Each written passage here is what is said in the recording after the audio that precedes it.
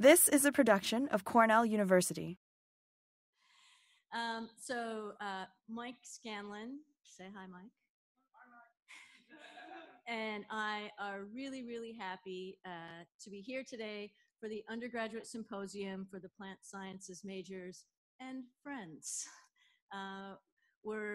We had a fantastic class this year, our plant science 4950 course.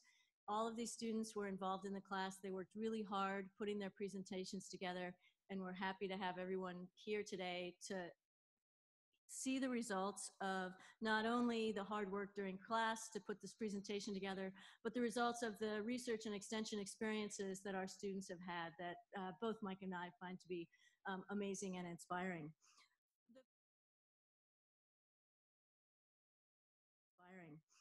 The first talk today is actually not from one of our undergraduates, but from the recipient of the CELU Fellowship. Yes, CELU Fellowship. I almost said Denison. Sorry. Grant Thompson. And that fellowship Grant will talk about a little bit, but it's about undergraduate mentoring. And Grant is a graduate student in Jenny Kaunifen's lab, and he will be actually starting an assistant professor position at Iowa State University fairly soon, about which he is not in any way nervous. Grant's undergraduate student that he worked with is Michelle Chen, and the two of them today will give us a brief overview of the work that they did, and then we'll begin the students that were involved in our class. So Grant and Michelle, please come on up, and the clicker should work. Yes.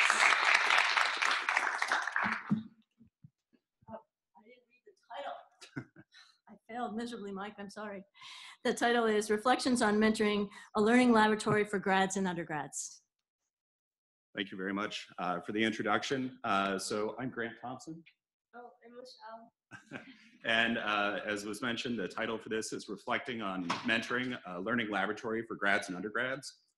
And so I'll give a little bit of background overall, talk a little about the CELU Fellowship, and mentoring. It's really more than just the research that we've done together.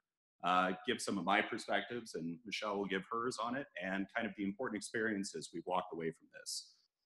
The research, which you actually won't be hearing a whole lot about, is part of the Baltimore ecosystem study. So this is an experiment, or it's part of a longer running experiment looking at land use change in urban grasslands and how that is affecting soil microbiomes and kind of the various controls on that we see. And this work that we've done together has been supported by the generous donation of the CELU family for the Excellence in Mentoring Fellowship. So it was endowed by Mark and Lisa CELU of Pride's Corner Farms. It's $50,000 annually to one recipient, a graduate student in each of the 5 sections of SIPs. And it's for students who have demonstrated previous and ongoing commitment to mentoring of undergraduate researchers. It's been really critical for me this past year for the support that I've had, both in finishing my dissertation and working with Michelle, and it's just been a fantastic experience. And so as I've mentioned, it's more than just the research. Of course, there's all of the training that goes along into it, showing Michelle how to do PCR, take lab notes, amplify DNA, quantify what we've had. But it's also a process of building relationships and inspiring the next generation of students who are going out into research careers, into academia, into wherever life takes them after Cornell. And what this has been able to do is allow me kind of a more focused and intentional approach to what I've been doing in the lab for years, working with undergraduate students. And so we've had a series of regular weekly meetings, checking in, kind of seeing about progress, talking about pitfalls, troubleshooting, hurdles, etc. And as a graduate student, most of the time I'm focused on the research end of things, communicating my science to my peers, to my advisors, at conferences, talking to extension audiences. So really working with an undergraduate researcher has forced me to kind of slow down, reflect, and think about my own science, about how I approach things that maybe now it's kind of not automatic, but certainly ingrained in me that I don't kind of think about those things as much anymore. It's also given me a lot of really valuable lessons in terms of what is appropriate goal setting? How do you motivate a student who's experiencing challenges in the lab? How do they move forward with their own time management?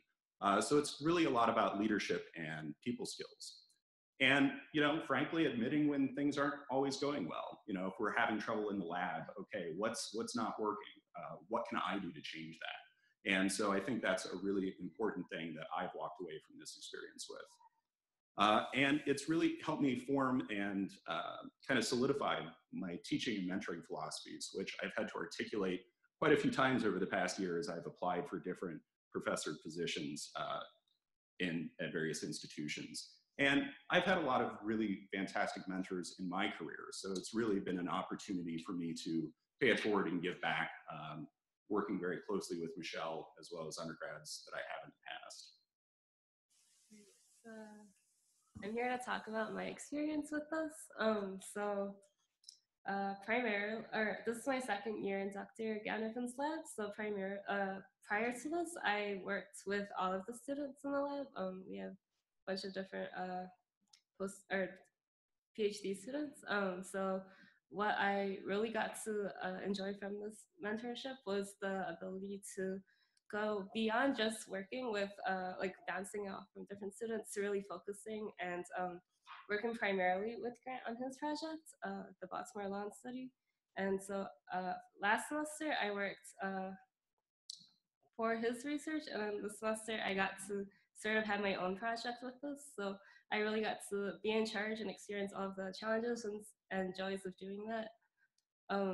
It was an opportunity for me to really see the bigger part in research. Like, I don't have as much of a background in plant science, so asking Grant questions, how does my work fit directly into his project and then into the bigger Baltimore lawn study? Seeing all of that sort of piece together and like tell the bigger story was really interesting for me.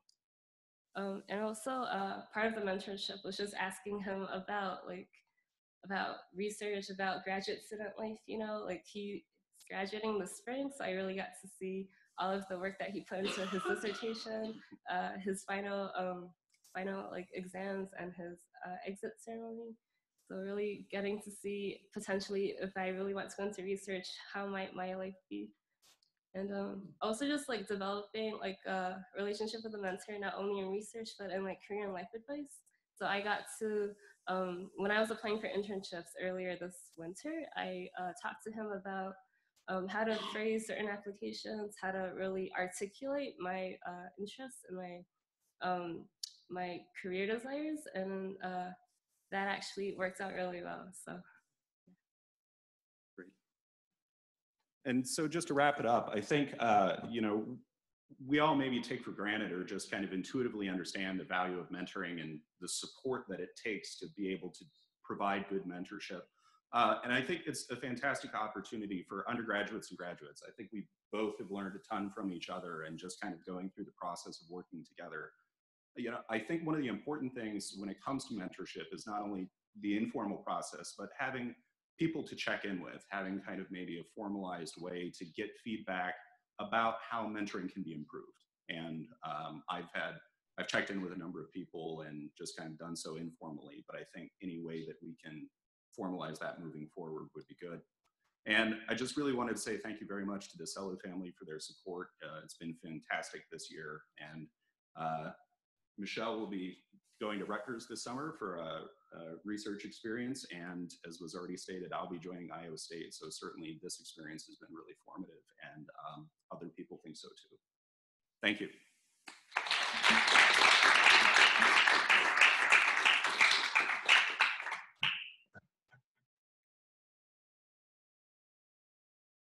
Turn on.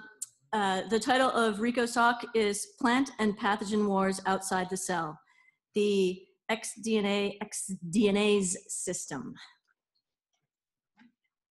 So hi everyone, I'm Rico Lin, and I'm a plant pathology and plant microbiology concentration. Today I'm going to present some of my work at Professor Gillian Turgeon's lab, studying fungal genetics and genomics. So the topic of my today's talk is plant and pathogen wars outside the cell, the extracellular DNA system.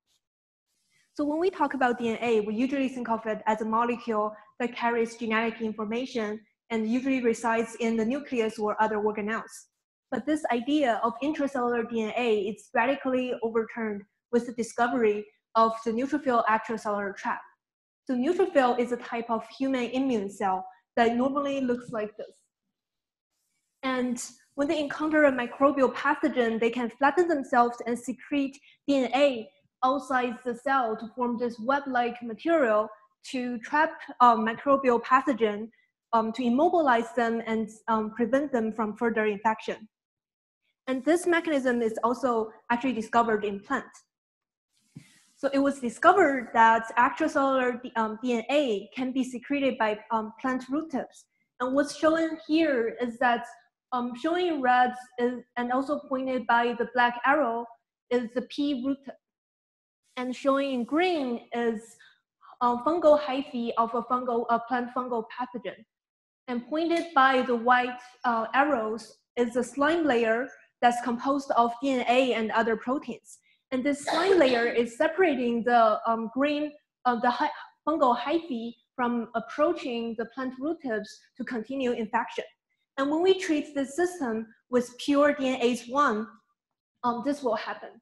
So this slime layer will be loosened, and the fungal hyphae can now penetrate through the DNA complex and reach the plant root tip to cause 100% root rot.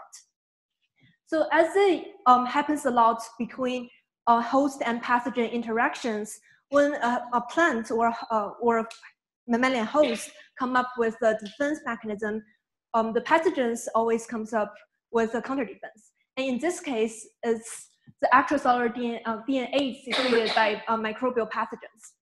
So it was discovered that mammalian bacterial pathogens can secrete DNA outside the cell to chew up these neutrophil secreted DNA and release themselves, and then they can continue the infection. And the similar mechanism is also discovered in plant bacterial pathogens, that they can secrete DNAs outside the cells to chew up the plant secreted extracellular DNA. However, there hasn't been any report on whether or not fungal pathogen can secrete extracellular DNAs as a counter defense against plant secreted extracellular DNA. So our lab is asking the question whether this counter defense mechanism is also present in the plant fungal system. And the model fungus that we're using is Cochleobus heterostrophes, which is a necrotrophic corn pathogen that causes southern corn leaf blight. And to study the extracellular DNA system in Cochleobus heterostrophes, we use bioinformatics tools to generate 30 candidate genes that are encoding DNAs in the fungal genome. And then if it's encoding extracellular DNAs, whether it is secreted or not will be important. So we analyzed them for secretion and picked the ones with the predicted secretion signals. And so far we've analyzed 8 of them, and they're all marked in pink here. And among the 8 candidates, 1 was identified as important for virulence, and also it had secreted DNase activity, which is marked in green here. And the protein ID of this gene is 144206. And in my project, I am screening another candidate gene, and the protein ID is 197632 to see if it also encodes the extracellular DNase gene. To study this gene, I generated mutants with this gene deleted in my fungus. And firstly, I performed a virulence assay. I inoculated corns with 4 different strains. The first one is wild type, and also the second one is a positive control, which is a mutant with the identified secreted DNase gene deleted, delta 144206. And the rest 2 are the other 2 are my mutants that are lacking my gene of interest, 197632. And then I collected the leaves of my infected corns and measured the lesion length of every lesion on the 3rd leaf of my corns, and used average lesion length as a criterion for virulence. So as you can see that this is a symptom of corns infected by wild type, and this is a zoom picture of one of the lesions. And this is the symptoms caused by the positive control. And as you can see, and based on statistical tests, the virulence of the mutants is significantly decreased compared to wild type. However, the difference of virulence between the wild type and 2 of my mutants wasn't significant, which indicates that this 197632 is likely not a variance factor. But we're still interested in whether this 197632 is encoding an extracellular DNase. So I also performed a DNase activity test. I cultivated these strains and collected media from the cultures and made spore suspension and put equal amounts of spore suspension in 2 individual Eppendorf tubes and added 6 surface sterilized corn leaf pieces into one of the tube and incubated both of the tubes at room temperature with gentle shaking for 3 days. And after 3 days, I centrifuged both of these cultures and used the filtrates to treat lambda DNA to see if there's a difference between lambda DNA digestion. So if the gene is encoding for a extracellular DNase, this is the result that we're expecting. So all the 12s contain lambda DNA here. And this is what lambda DNA originally looks like without any treatment. And when it's treated with DNase 1, there's nothing left when it's treated with DNase 1. And when they are treated with the wild-type filtrates, as you can see that the lambda DNA is no longer intact or less intact, and indicating that the lambda DNA is digested. And these 2 lanes are treated with filtrates of wild-type culture cultivated with corn leaves. And these 2 are treated with cultures of wild-type cultures without corn leaves, which, as you can see that there's an increased amount of DNase activity in these 2 lanes, which indicates that there's an association between the presence of corn leaves and also the DNase activity. And when we treat lambda DNA with the positive control, which are mutants lacking 144206, we can see that compared to wild type, there's a decreased amount of lambda DNA digestion, indicating that this gene is encoding for an extracellular DNase, because lacking this gene will make decreased amount of DNA digestion. So I applied the same assay to my mutants, and this is the result that I got. So this is lambda DNA by itself, and when it's treated with pure DNase 1, and this is wild type. And these last 4 lanes are treated with my mutants, and as you can see, there's no obvious decrease of DNase activity. But however, you might also notice that in the positive control here, that there's also not an obvious decrease in DNase activity, which I have to be honest that these tests are quite crude, and there's variation between each trial, indicating that there's many unknown factors in our experimental design, which we are still trying to improve. But this is definitely not an easy task because there's little literature associated with filamentous fungi encoding DNase, not to mention about functional analysis, but we're definitely still trying. And also, this is not the end of story because I also performed a phylogenetics analysis of DNase encoding genes. We identified, using bioinformatics tool, we identified the orthologs of the identified secreted DNase in Cochlear oblus 144206, and found its orthologs in other plant fungal pathogens, such as Cochlear oblus victory, which is an old pathogen.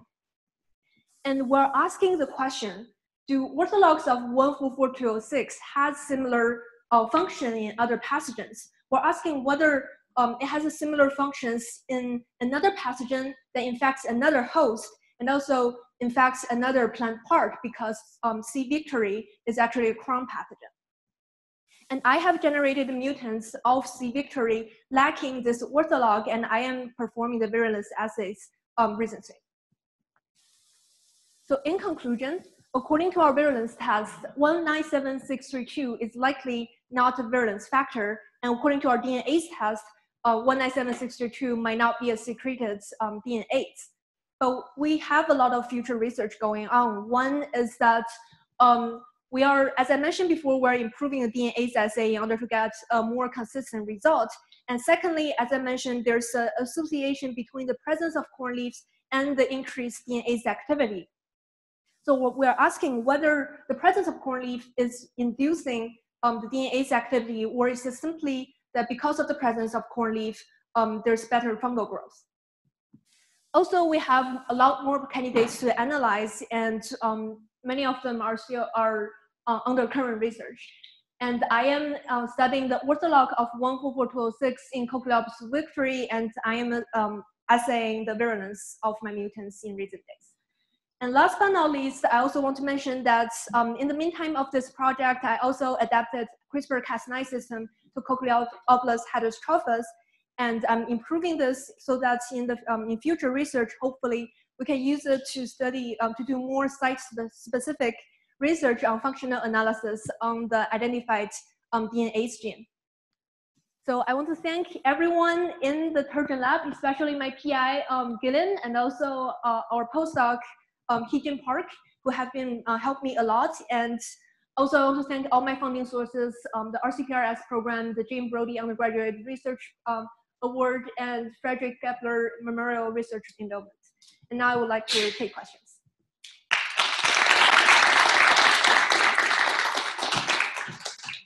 Questions for Rico? Okay. So one would expect that this phenomenon of being able to degrade DNA as DNA is produced by root cups, that would be something more maybe expressed in root pathogens. Mm-hmm. Why did you choose to study a foliar pathogen? So when we first studied our identified extracellular DNase gene, which is 144206, we actually performed a root assay to evaluate the virulence, and we also performed a foliar assay by evaluating the virulence on the plant leaves, and both of them show decreased amount of virulence. So we're suspecting it could also be extracellular DNA could also be secreted by leaf, and also Cochleopsis heterotrophes. Although it's mostly a foliar pathogen, but sometimes it can also infect roots. Other questions? All right, thanks.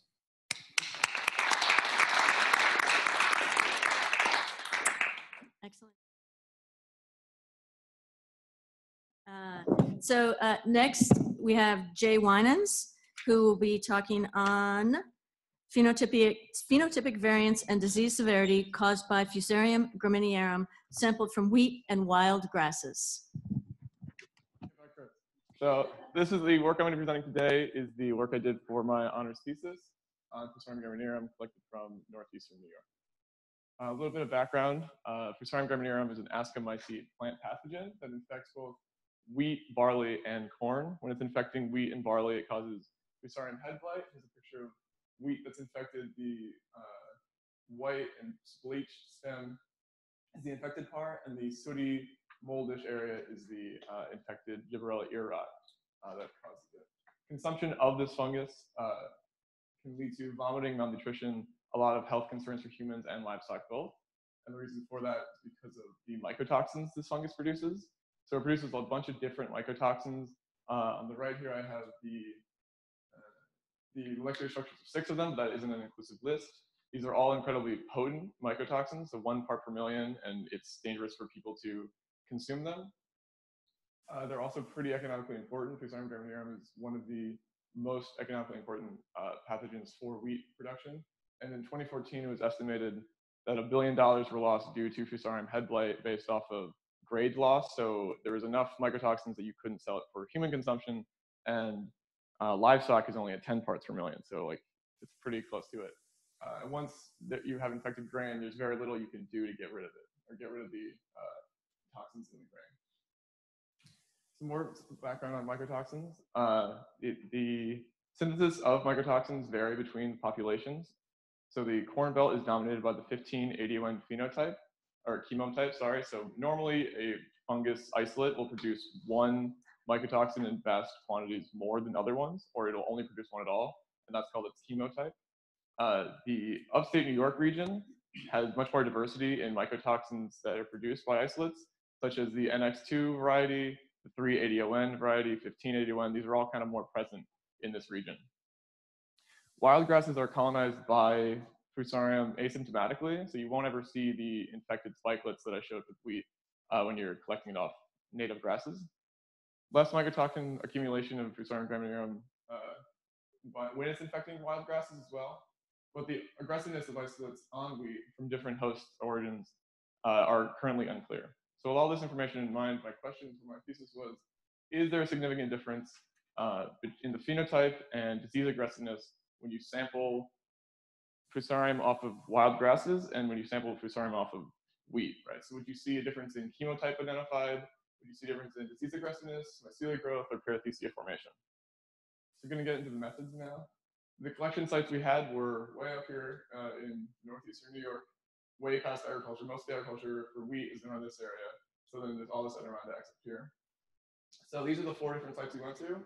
And this is an enhanced version of the Willsboro Research Farm, where each pin is a precise marking of a grass isolate that we grabbed. And then all of the wheat isolates are grabbed from this part, from wheat.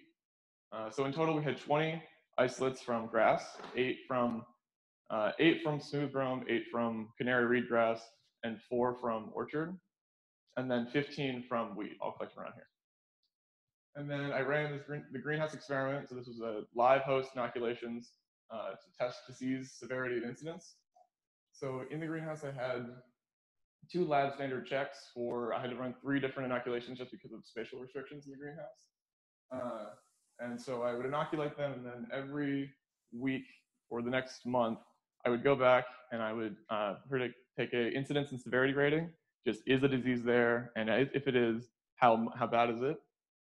And then on the 4th week, I brought them all back to the lab, threshed them, and then did a percentage of damaged kernels. The damaged kernels get really orange and shriveled compared to the healthy kernels. I also did in-lab a sporulation assay and a mycelia growth, right? So perithecia is the reproductive structures of Fusarium, and these are little black dots here. Those are the perithecia. And on the right here, this is a mycelia growth assay, just seeing after 5 days how large of a colony did it produce. So that was kind of the methods. Now we're going to jump into the results. So the chemotyping, we found 15 3-ADON mycotoxins, 18 15-ADON, and 1 nivalenol, which is a pretty standard split for this area we collected it from. Chemotypes had no significant effect on any of the phenotypes observed, whether it be spore production, mycelia growth, disease in the greenhouse, and damaged kernels. However, what we did see was that the origin of the isolate, so if you grabbed it from a grass isolate or from wheat, that had a significant effect on whether it caused a lot of disease or less disease in the greenhouse. And we see that the final disease rating I took, and so this graph right here, this is the final disease rating I took and the Fusarium damaged kernels, and that's significant correlation, which is good, just knowing that the 2 different ways I was measuring disease, those are correlated pretty well. And then this regression line is for the grass isolates, and this one is for the wheat. And then, right, so this is the final disease rating here.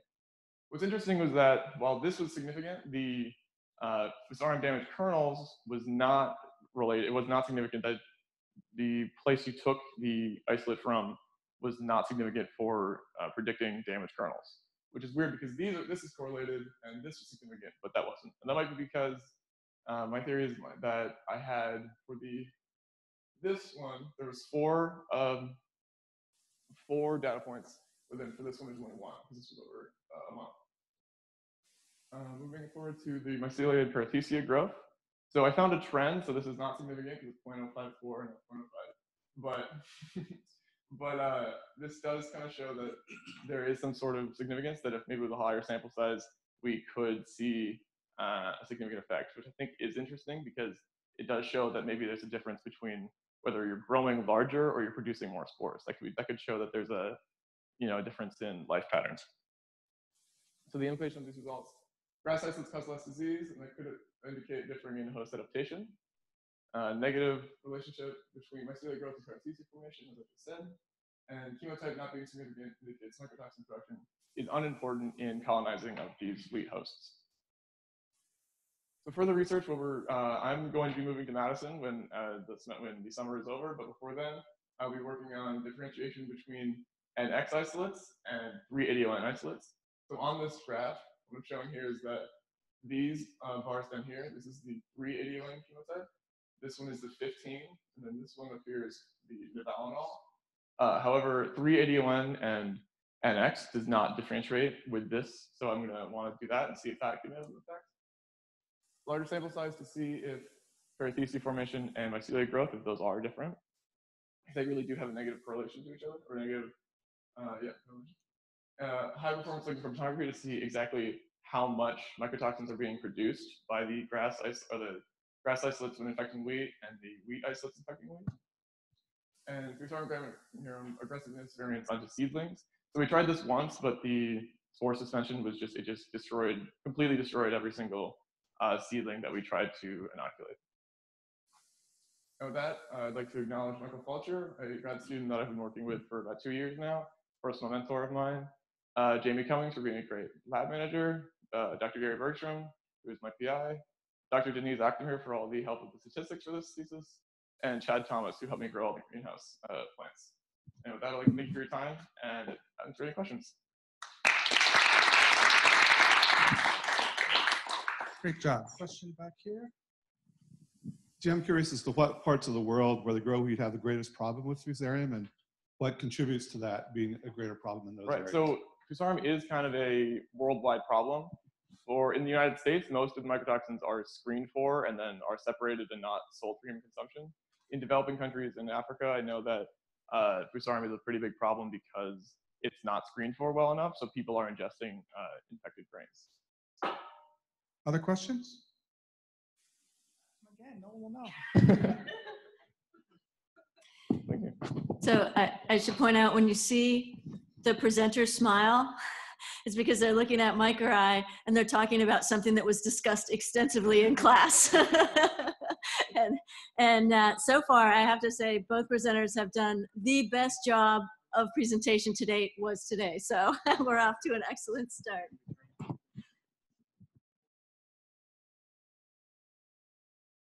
All right, so next we have Cairo Archer. And the title of Cairo's talk, if she didn't change it, is Role Elucidation of Terpene Synthase TPS2 in Maize-aphid Defense. Cairo. Thank you. Oh, can you hear me? Yeah. So hi, everyone. I am a plant science major and also a nutritional science major, and this is a project that I did for my honors thesis, and I'm happy to talk with you all about it today. So as Chris said, I'm going to talk to you about a specific enzyme, TPS2, and the role of this enzyme in maize defense, specifically against cornleaf aphids and green peach aphids. So we all know that maize is a very important crop, and unfortunately, maize experiences such a wide range of herbivory, from phone feeding to chewing and stem boring. It just can't catch a break. But I think what's more interesting than evaluating all of these different insects that feed is the way that the plant naturally defends itself against all of these insects. And there's so many different ways, and today I'm going to talk with you about one in particular, the use of volatile organic compounds. So VOCs are not only defensive compounds, but they can be used to attract pollinators, like bees. But if they are used in defense, they're used indirectly or directly. Indirectly is when it attracts natural enemies of herbivores like parasitic wasps. And directly is when it deters things like caterpillars and aphids from actually feeding on the plant. And so I mentioned this enzyme, TPS2, and you're probably wondering, what does this have to do with VOCs? So TPS2 is an enzyme that was found by a previous postdoc in my lab to experience a significant gene upregulation in response to aphid feeding. And whenever we see this in an RNA-seq analysis, we think, okay, maybe it's playing a role in defense. And further elucidation of this enzyme is found that the primary products are linalool, nerolidol, and geranolinalool, which are all VOCs. So I became really interested in this because the natural next question is, let's see if these compounds are playing a direct role in defense. And if we can test each one of them, maybe there's a specific one in particular that aphids are being attracted to or deterred. And this is just a GC analysis that was conducted by a postdoc who found TPS2. And this is showing that the wild type line that we have, which is a DS knockout line, does not have the same volatile peaks for linalool, DMNT, TMTT, and nerolidol as the wild type W22, which is a maize inbred line that was used to make this knockout.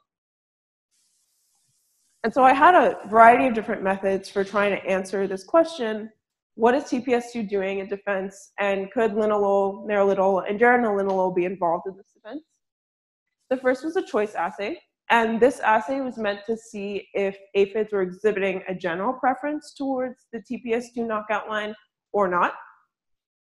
The second was the olfactory assays, which appeal to the aphid's sense of smell. And this was meant to determine if linalool, neranolol, or geranilinol were directly causing some sort of defense or attraction.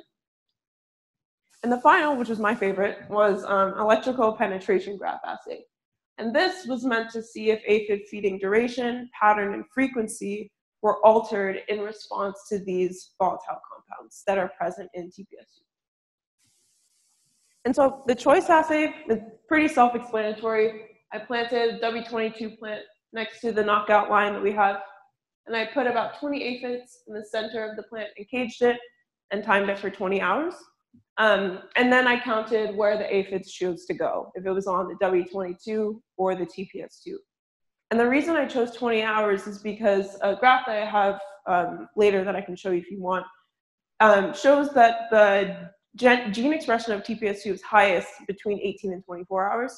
So it makes sense to evaluate the aphids within a 20-hour period. And the results for this were pretty surprising, I guess. For the knockout line, we see that aphids weren't actually that into it compared to the wild type line, W22. And I talked about volatiles before as potentially acting as direct or indirect defense mechanisms. But what we're seeing here is the volatiles that are present in the wild type line and not in the knockout are actually encouraging the aphids to come to the wild type. So after getting these results, I thought, okay, maybe I need to reevaluate my hypothesis and look at these volatiles, linalool, neranolol, and geranilinol as attractants and not as defense mechanisms.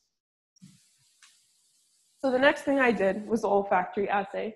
This one was kind of fun. I got to watch aphids move around the glass tube for 3 minutes. Essentially what I did is I put them in the center, and then I introduced the volatile here and tracked their movement. Very crude setup, and in the future, this will probably be repeated with a Y tube, which controls for pressure and airflow to prevent any other volatiles from being in the system and to also control the amount that they're actually being exposed to.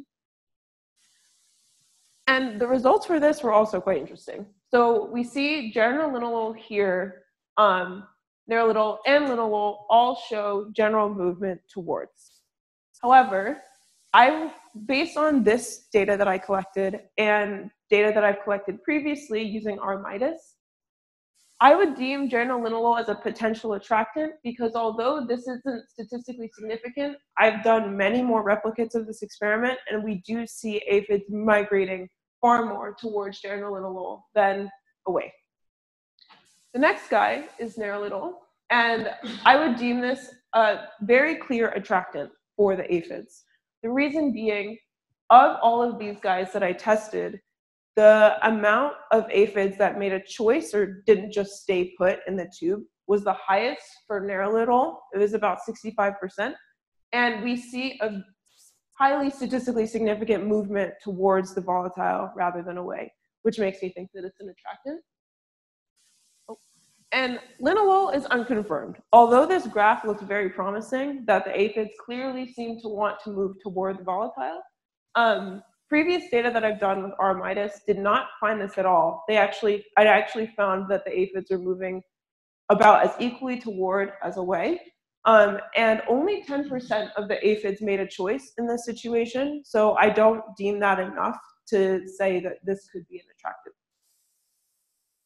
And the final assay that I did was the electrical penetration graph assay.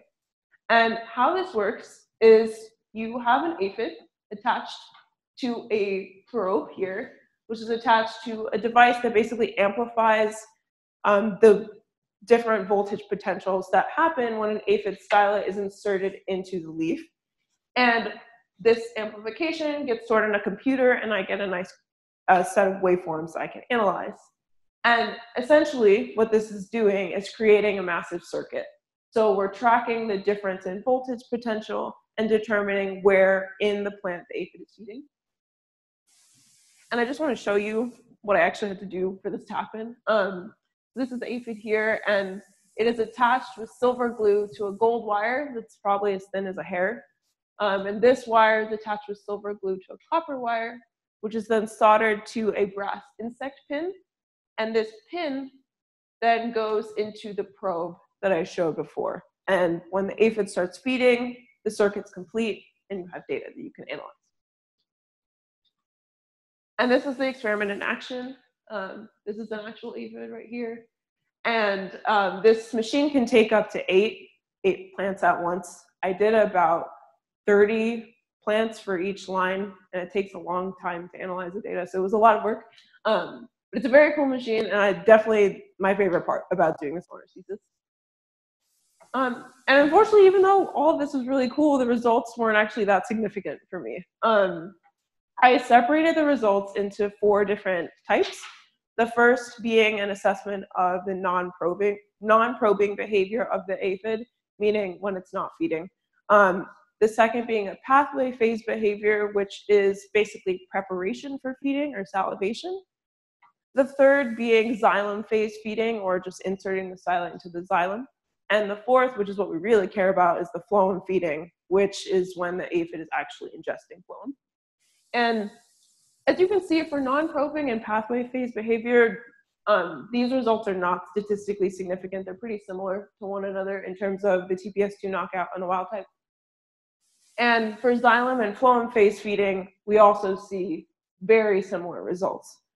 And at first I was a bit discouraged by this, but when I thought about it a little bit more, I think that this could just be indicating that the TPS2 enzyme is not necessarily playing a role in aphid feeding behavior, but more of a role in attracting the aphid to the plant. And once it's there, it'll just feed on its own and do its own thing. So the main takeaways of my project, I want to first reintroduce the goal. So the goal was to determine what role this TPS2 enzyme is playing in maize aphid defense, specifically if the byproducts of this enzyme were serving as attractants or deterring the aphid, or if something else was going on. And based on the results that I found, you see that aphids do seem to be favoring the wild type line, which has the volatiles present, over the knockout, which would indicate some sort of attractive mechanism going on. And then when we move forward and look at the actual volatiles, we see that nerilidol and geranyl-linalool could be clear attractants toward the aphid. Linalool would have to do more work to assess that. And finally, because the EPG results weren't as conclusive, one could determine that the role of TPS2 is not to encourage feeding behavior, but to encourage aphid attraction. So I have a lot of people I'd like to thank. First and foremost, George Jander, my PI, and my postdoc, Annette Richter, for helping me throughout this whole project. I've been in this lab for 4 years now, so it's been a long time. I'd also like to thank the ASPB Education and Outreach team for giving me the opportunity to present this preliminary data for this research last year and fund this project, and the Hunter Rawlings III Presidential Research Scholars for funding my research throughout my time at Cornell. I'm happy to take questions.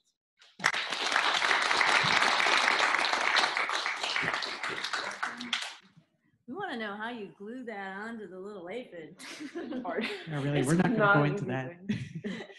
That was a great talk. Thank you. Thank you. So I'm a corn breeder. So my question, of course, is if you shut this TPS2 down, what are the downsides for the plant? Do you have any? I know that wasn't part of your research, but what other things besides maybe attracting aphids could it be doing for the corn plant?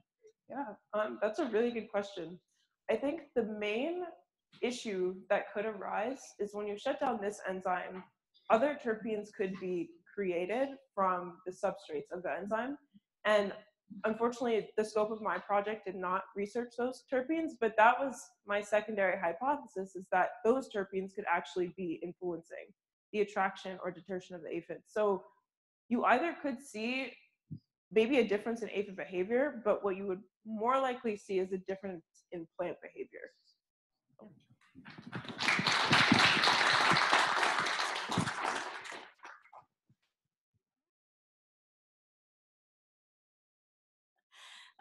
think we're ready. Next, we have Samantha Hackett, and she will be talking about lead and arsenic uptake by radishes in contaminated orchard soil. Sam. Thank you. We're talking about contaminated land. Yay. So how did the soil get contaminated? That's a really great question. So there are pesticides that were used for orchard soils, and that was a common practice for these pesticides to be used from about like the 1920s to 1950s. And so this land was past orchard soil, and it's still prevalent. It's still there. It's not going anywhere because it's rather immobile, which is a good thing and a bad thing. You know, it doesn't get into our water sources, but can't really farm on it with much freedom. And with that, like there's other areas that are impacted, not just old orchard soils. There was leaded gasoline that was very common, and it's still prevalent throughout the world. But so like urban soils are always a concern also. And this is a picture of some land that is contaminated. Can't really tell because it's just a bunch of soil. But continuing, so health effects. Why do we even care about these lovely toxic metals? So arsenic is very critical when it deals with the nervous system and cardiovascular system. It'll cause those to fail.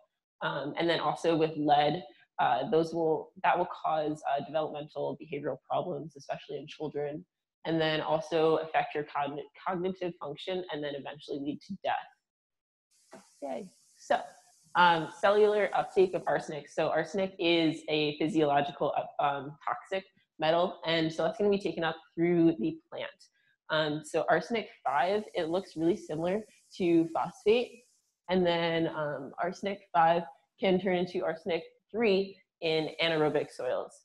Arsenic 5 is also then going to be tightly bound to these soil particles, so leaving it immobile in the soil.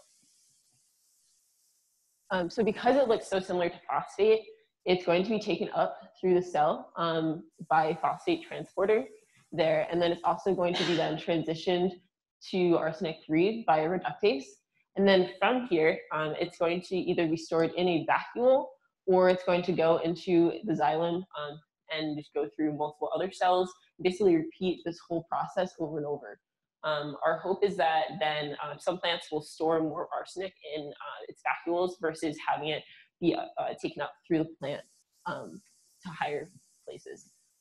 So some other ways that it's taken up can vary from plant to plant. So like rice is going to have an SI channel, and then it varies as you go through different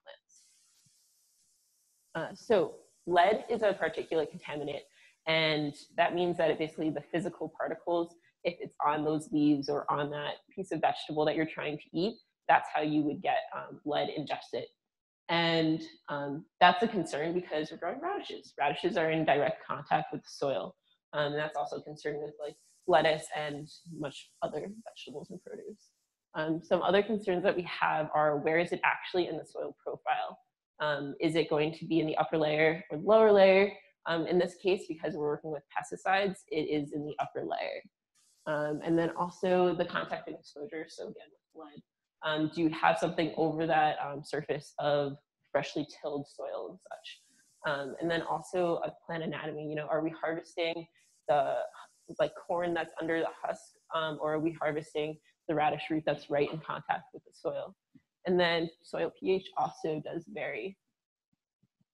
So with my particular research, I had 12 pots. They're all contaminated soil, and the only difference was that half were fertilized with composted chicken manure, and the other half were just plain old toxic soil.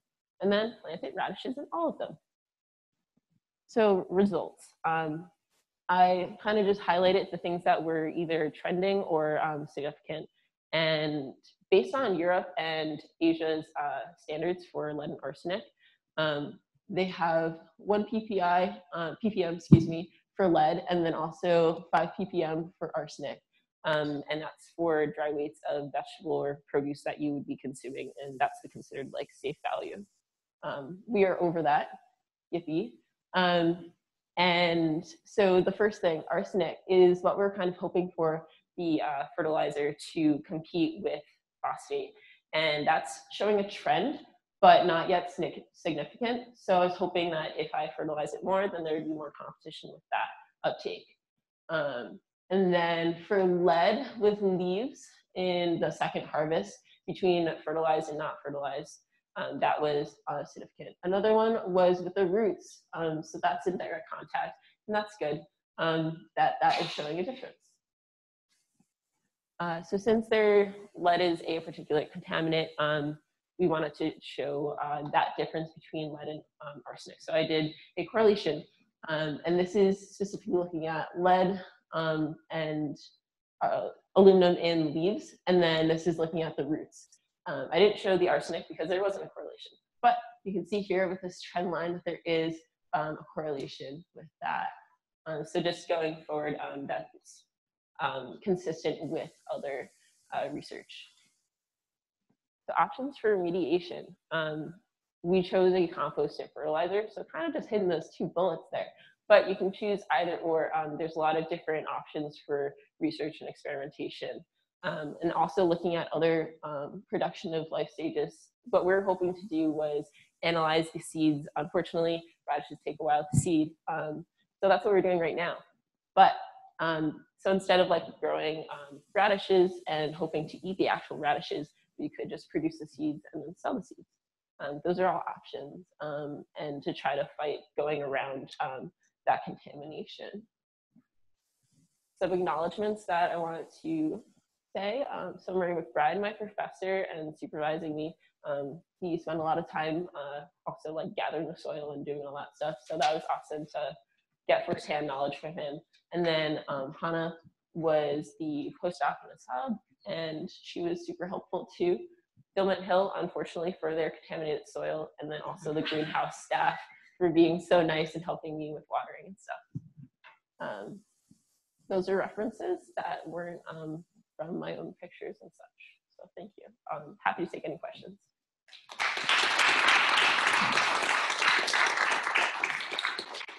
Question.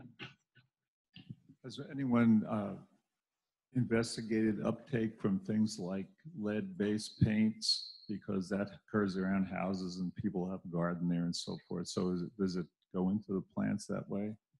Yeah, so with lead specifically based, that is a concern, obviously, because then that's affecting so many urban soils and then also like suburban soils and such.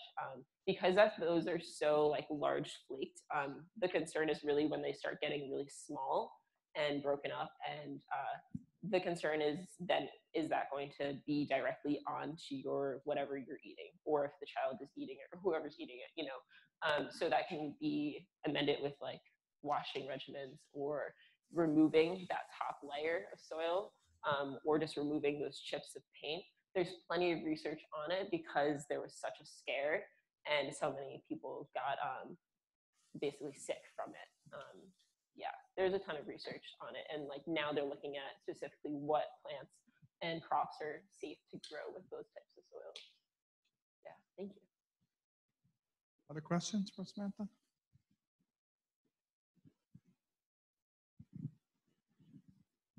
Hi, so I know that you talked about more of the soil effects on the uptake, but I was curious on if we know anything about whether or not the plant has control once it's in the cell on whether or not you can like store it in vacuole rather than going up to like the harvested parts of the plants.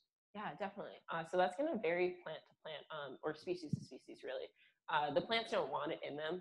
It's typically toxic. There are some plants that will just take up an abundant amount, and that's not really, those are kind of not considered excluders. You know, they're the ones that people usually use to try to remove the toxic metals from the soil. But besides that, so it's very common for the plants to stop it at the flowering and seeding or flowering and fruiting phase, because that's their offspring and they don't want any other toxic things to go into that.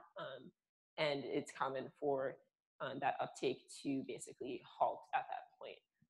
And that's where like growing corn or beans and stuff like that is better, or like seen as more of the solution. And that's why like permaculture is a very common thing in those soils, and like why the orchards are still able to grow on those lands. Thank you. Hello. So in your results, there was like a 23 something, but it was plus or minus 17. I wanted to like ask you how you explain that. Okay, so those are basically the averages of all of my results, and then the plus and minus was a standard deviation. Does that answer your question? Why was it so variable is his question. Why is it so variable? I mean, I think I would have to look at it specifically, but there is a plus or minus 17s. I guess because out of those 6, I had a number of radishes like harvested. It wasn't just like 1 from each pot, but it was like 6 or 7 from each pot, and then trying to reach that weight goal that was necessary for the test. That was kind of, I guess, I need to look at the specific number, I'm sorry. But yeah, does that answer your question? Okay. Sorry, I don't remember all the numbers. Right. Thanks, Sam.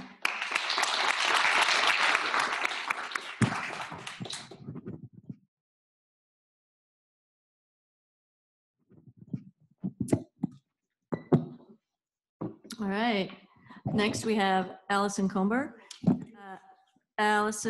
The title of Allison's talk is Diseases in Forage Intercropping Systems. Ready?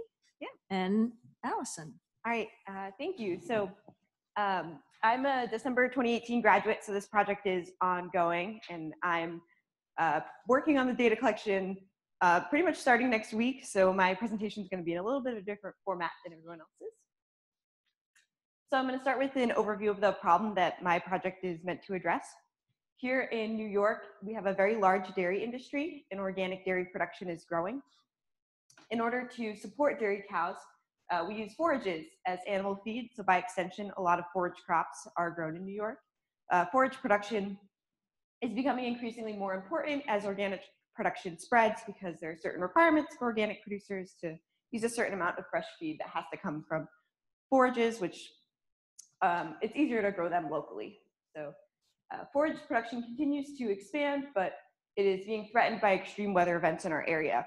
So as you can see from this graph on the right, we've had a 71% increase in extreme weather events or very heavy precipitation in the Northeast since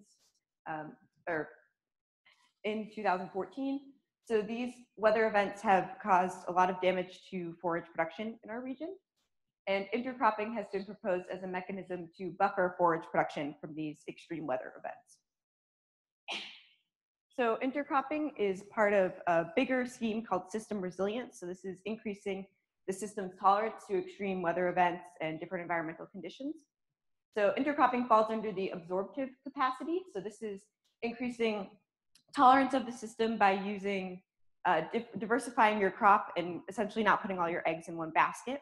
There's also other ways to make your system more resilient. One is the adaptive capacity. So opening up your cropping system to more management strategies, such as introducing tile drainage or irrigation to cope with weather events that are sort of new to the area that you're starting to see more of in your area. And there's also the restorative capacity. So this involves recovering from a crop failure with external support. So that's going to be things such as crop insurance. So a closer look at intercropping. Intercropping is the practice of sowing multiple crops in the same field at the same time. So here you can see a strip intercropping system where you have maize, soybean, and oat that are all grown in alternating strips. So essentially the idea with this in terms of system resilience is that if you have a really tough year for soybeans, so you have a lot of one pest or the weather's not great, and you see a failure of your soybean crop, 2/3 of your field is not soybean.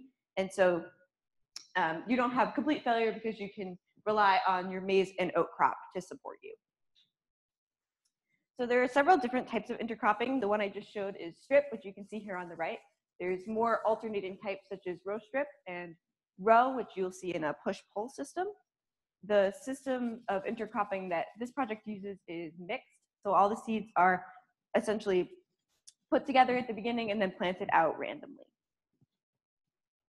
So the objective of my study is to determine the prevalence of pathogens in these diverse organic forage systems that also include the use of intercropping. So some of the smaller questions that I'm looking at is, are we seeing a difference in disease pressure when we have an annual intercropping system versus a perennial intercropping system? Are we seeing a difference in disease pressure when we have multiple susceptible species present versus one susceptible species to a disease? And are we seeing a difference in disease pressure when we have a plot with one cultivar or a plot with cultivars that have varying resistance. So some might have high resistance to the pathogen and others might be very susceptible. So this year we have about 12 crops that are involved in this different intercropping systems. So for the perennial, our main crop is alfalfa, which is involved in all 4 different treatments. And for the annuals, it is triticale.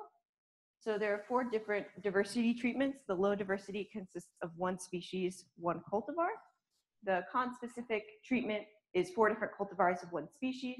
The heterospecific treatment is 4 different species, 1 cultivar of each. And the high diversity treatment is 4 different cultivars of 4 different species.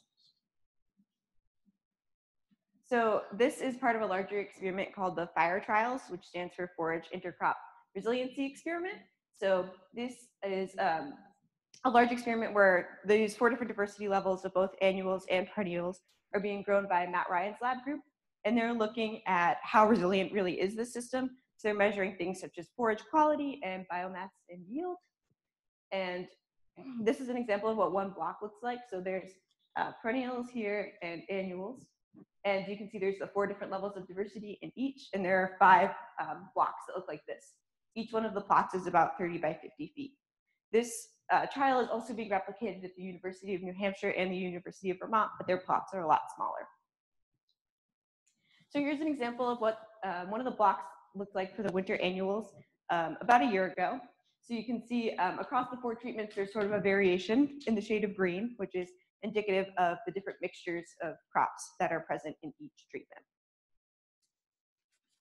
So far for my methods, last fall, I went out to the fields and collected foliar samples with the intent to identify some foliar diseases and then compare and check for overwintering this spring. So this involved collecting foliar tissue samples and bringing them back to the lab, surface sterilizing the tissue, planing it on PDA, and subculturing the colonies onto fresh plates for identification. On the right, this is Polythrynicum on clover. This is commonly known as sooty blotch. So you can see it makes sort of that dot pattern on the clover itself, and then it has kind of a wild snowman look under the microscope. So these are all of the foliar diseases that I was able to identify in the fall. I just want to draw your attention to Cercospora, which is a leaf spot that was found on both alfalfa and clover in the perennial system. So we are already starting to see some cross of diseases onto multiple species, which is something that I'm particularly looking for. So starting next week, and then again once in the summer and next fall, I'll be taking both incidence and severity measurements in each of these plots. So I'm gonna, for the incidence measurements, I will be placing 5 quadrats in each plot and looking at the percent of the plants, out of all the plants in the quadrat that are infected with some sort of foliar disease. And I will then repeat this in September, and some folks from Matt Ryan's lab group are nice enough to do a smaller measurement of this in July while I am gone. And then the severity measurements will involve the same, laying down 5 quadrats per plot and using a control graph, such as the one shown here for alfalfa, to estimate the percentage of disease in each quadrat. So I would just like to thank everyone I worked with in the Bergstrom lab, especially my PI, Gary Bergstrom, and the lab manager, Jamie Cummings, and the Matt Ryan lab for growing these plants and fertilizing them and doing all the other wonderful things to help them grow. My mentor is Mike Fulcher, who's a graduate student in plant pathology, and my contact in the Matt Ryan lab is Ann Bybee Finley, who's a graduate student in soil and crop sciences. I also want to thank the Hatch supplement for supporting my research, and I will take any questions.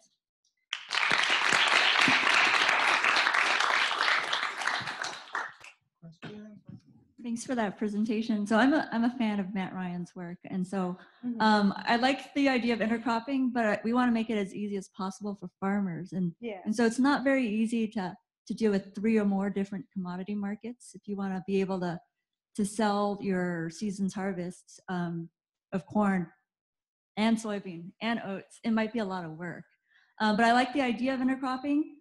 So there's quite a lot of phenotypic diversity within a single crop species.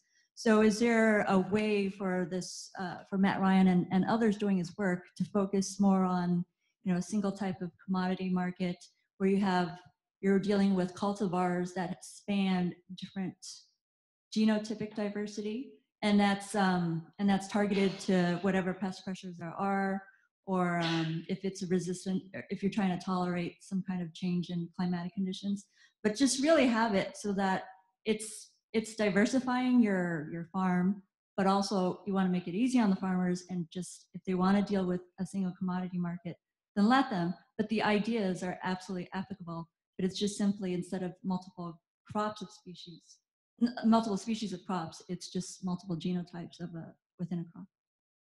Yeah, so I think there's a couple of things that the Matt Ryan Lab has done to make this conducive to farmers. I think, first of all, the mixed intercropping system, where everything can be planted together. You don't have to do 3 separate planting regimens. Makes it a little bit easier. We also do have the con-specific treatment, which is just different genotypes of one plant, which I think helps a lot. One thing that I think is particularly a struggle with this is the optimal harvest time for each of these forage crops is a little bit different.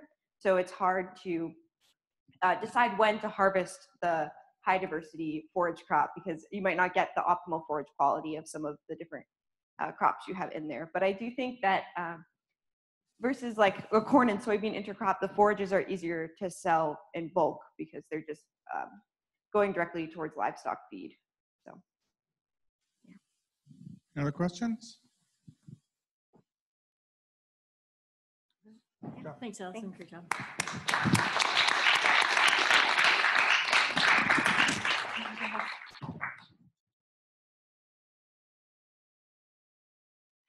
Our next speaker is Will Dahl, who also changed the title. That's okay.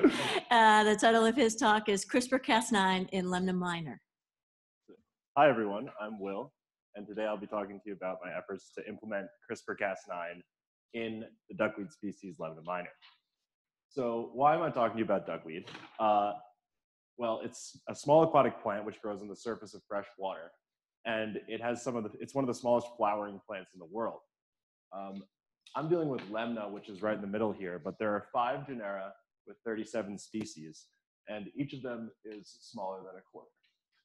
So it was recently demoted from its own family, Lemnaceae, to Lemnoideae, the subfamily of Araceae.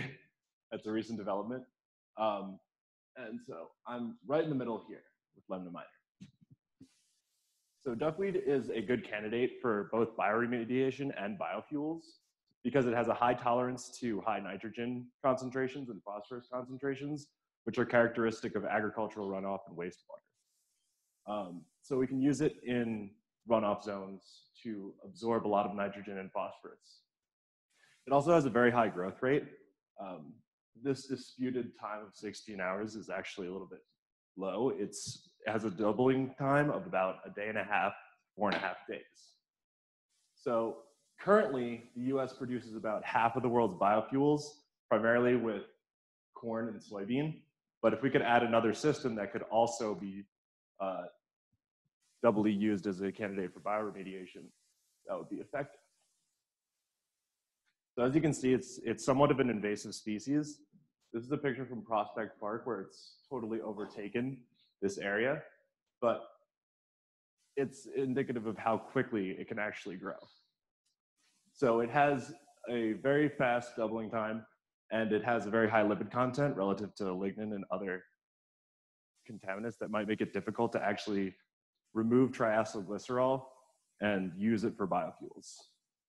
So in preliminary assemblies, we found a lot of orthologs for genes that have been used in other systems to promote triacylglycerol hyperaccumulation. But duckweed has some challenges associated with it. We don't have a complete picture of all the genomes. Lemna minor is the farthest along, so we've identified the most genes in it. And a lot of other strategies used in Arabidopsis, for instance, aren't going to work very well in duckweed because it propagates clonally, primarily. We can't really use the floral dip stable expression strategy. And here's a Lemna gibba flower which is among the largest species in the genus that I'm working in. And you can see its pistils and its anthers, and it's only about 1 millimeter to 2 millimeters long. And it is only produced under very stressed out conditions. So we have to find a way to achieve stable expression. So the first thing that we tried was to transform the meristem via direct injection.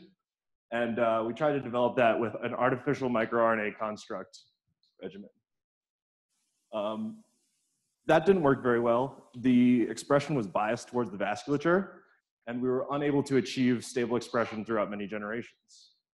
So we're exploiting the callus state, which is a strategy used by the duckweed to de-differentiate and accumulate a lot of carbohydrates in order to avoid abiotic stressors such as frost.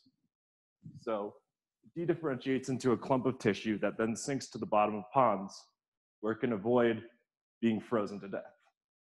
So we induce this state using hormones and then transform the callus using vacuum infiltration. That protocol was also used with the artificial microRNA constructs. And we've tried many different promoters. Some of them, we tried P35S, ubiquitin from maize, and then some native rubisco promoters. And we've run into some issues with them, so we're trying different combinations of promoters as well.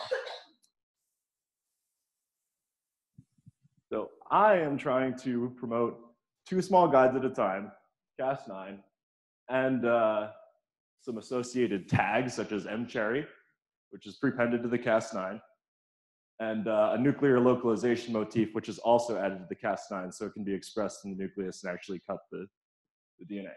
So these are 3 gene targets for my small guides, which I made it the farthest with. The first is phytoene desaturase, which is an ortholog from solanum, and viral-induced gene silencing in Jatropha, which is another plant that's been used for biofuels applications. It's a succulent with high triacylglycerol content, has been shown to accumulate tag and also result in a bleached leaves phenotype. There's a sugar-dependent one, which is actually SDP1, not SPD1, which could be confusing because that's seedling plastic development. My bad. It's actually a lipase, which causes the breakdown of triacylglycerol. And when we can knock that out, we can maintain triacylglycerol concentrations which are desirable from other transformations such as wrinkled 1 and diacylglycerol acyltransferase. And then finally, we have TGD1, which is trigalactosyl diacylglycerol, which is a transporter, and it can also accumulate triacylglycerol in Arabidopsis. So these are the 3 gene targets that I made the farthest with small guides up to here. So I've had some issues with actually detecting Cas9 once I've transformed it. It's typically in low abundance, and because of my nuclear localization signal, it's been hard to actually detect from vegetative tissue. So I've extracted nuclei and tried to detect it directly. And then I've also tried to optimize Cas9 because I used SP-Cas9, which is optimized around 37 degrees Celsius. And so I actually grew the duckweed at 37 degrees Celsius to make this particular enzyme happier, because the duckweed doesn't really care about temperature. I've been using 2 guide targets in some situations and 1 in others. What we would expect to see if 1 guide works is an indel at the protospacer adjacent motif.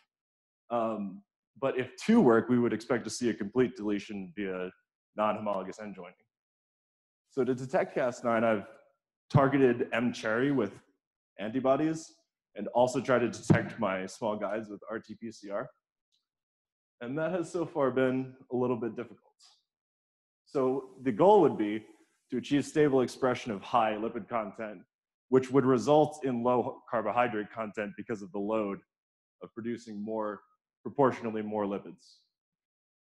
We would like to see the growth viability stay in shape, which would be nice if it could survive accumulating all these lipids. And I'd like to directly detect Cas9, the small guide, and the higher lipid content. So it would result in a bleached leaves phenotype like that. So at this point, I'm not complete with the project, but we could have successfully transformed Cas9 already. and had a failure to delete on the pessimistic side. We could also have run into some issues with the promoters that we're currently using. So that's possible. And on the other end of possibility, I could go back and detect Cas9 and then also detect my small guides and the deletion, which would be the absolute best case scenario. But I have yet to do that. So this would be ideal, is if my small guides are there, my Cas9 is there, and I actually delete the gene that I want to delete. So currently, I have seen a bleached leaves phenotype unique to 37 degrees Celsius transformance. So hopefully that means that the deletion is working. And I've also detected small guide via RT-PCR, but I need to redo it because I'm reaching the end stages of actually detecting all these things, and I have not yet conclusively detected all of them. Cas9 is still difficult to detect. I did my first Western blot on M-Cherry, and so my antibodies might be off. There might be a lot of issues with it, but we'll see. And then my RT-PCRs to detect my small guides. So with that, that's where I'm up to right now. And I'd like to thank my mentor, JS, my other mentor, Evan, and the duckweed team, Joe, Almadina, and Uma, and Alex, who did a lot of work on the artificial microRNAs, and then my PI, Rob Martinson. And I'll take any questions.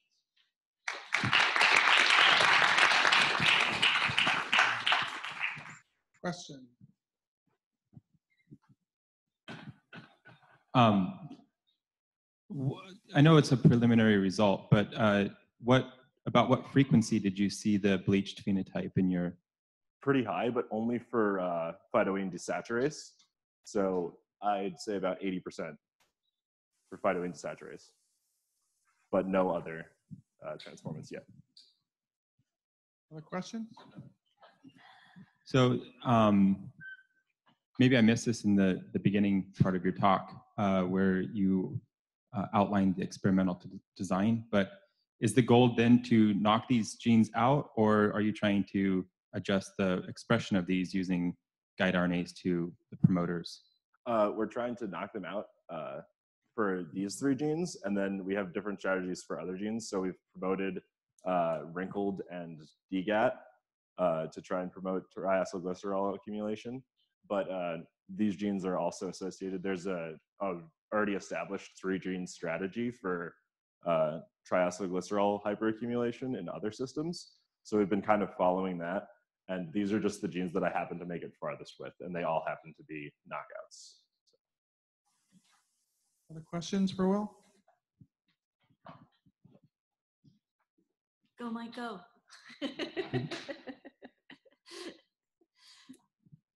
I love asking molecular biologists an ecology question. So I'm fascinated by Lemna, the duckweeds, and other floating aquatic plants. So is this like a serious bioenergy crop, and what other types of species like Azolla or some others are they now targeting for biofuel crops? We think it's serious. We hope it's serious. We've been at it for about 5 years now. Algae seems to be almost a better option at this point, but right now we're really hoping that duckweed can do a good job because it can accumulate biomass so quickly, and it's also very resistant. It's the highest growth rate among the higher plants, so hopefully it can do the same thing, withstand the same conditions that we've seen in vitro, and actually accumulate the fats that we needed to accumulate. Hopefully. Other questions? Rob is pretty serious. All right, thank you, Will.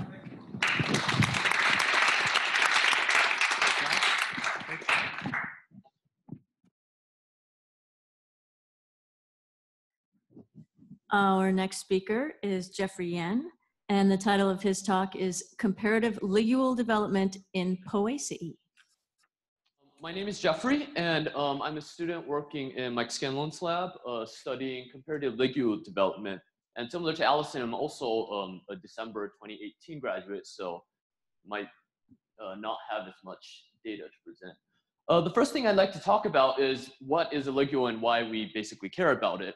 If we look at a grass leaf, it is composed of sheath that wraps around the stem and also a corresponding blade portion that extends away from the stem. So if we look at the region in which the two intersect, we can define a region called the blade sheath boundary. At this blade sheath boundary, we have a structure called an auricle here that is a wedge that allows the blade to extend outwards to maximize light capture. And also we have the ligule region, which is an epidermally derived fringe of tissue on the top side of the leaf. So a very fundamental question in developmental biology is the formation of boundaries. So here we can see the shoot apical meristem of a plant. And when a new leaf primordia initiates, what has to happen is that we have to create a boundary here that separates domains inside the leaf primordia and the shoot apical meristem.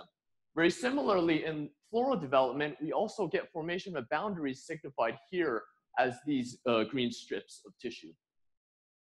So what's interesting about this project is that the ligule is, in fact, at the location of the blade sheath boundary, and we would like to understand how the formation of ligule development contributes to the establishment of the blade sheath boundary. So when we talk about development, the first things we'd like to ask about is the ontogeny. And what I mean by that is the developmental sequence in which has to occur for this particular structure to form. So here we have a histological section of a longitudinal section of a maize-aphid, in which here we can clearly see that we have the shoot apical meristem and some young leaf primordia that are just initiating. What I'd like to bring to your attention is that as we go further and further away from the shoot apical meristem, the leaves are more mature in developmental age. We can denote its developmental stage by giving each leaf a plasticron number, in which the newly initiated leaf will be called plasticron number 1. The second one here will be called plasticron number 2, and the number increases as we get more and more mature leaf structures. Here we can see that in a maize plant, around plasticron 7, we don't see any morphological changes associated with ligule formation. However, during plasticron 8, we get this little tiny bump that's going to correspond to where the ligule is going to develop. So to give a little bit more insight onto how this process occurs, we can, here we have a depiction of a bunch of cells looking at it at its surface view. What has to happen first is that you get a series of cell divisions that create these very long cells that are fat in appearance. On an SEM image, you can see them right here, in which we call this the preligule band. A little bit later in development, the preligule band would start dividing parallel to the surface of the leaf, pushing a layer of cells outwards to create what's called a preligule ridge. We can nicely see the preligule ridge here on this SEM image, and this structure is going to grow into the mature ligule structure later in plant development.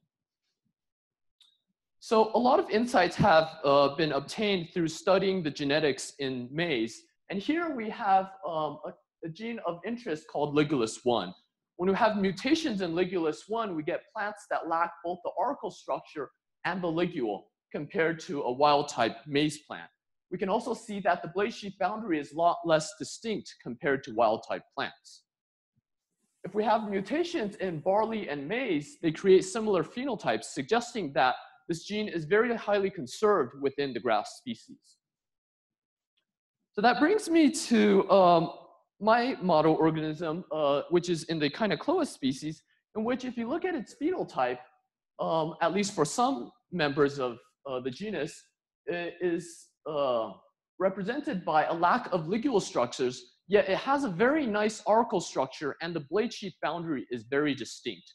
So my main question of interest is how can members in the Kinocloa family not have ligules, yet have very nice blade sheath boundary formation compared to when we have mutations that disrupt the ligule, the auricle and associated blade sheath boundary is lost in other grass species.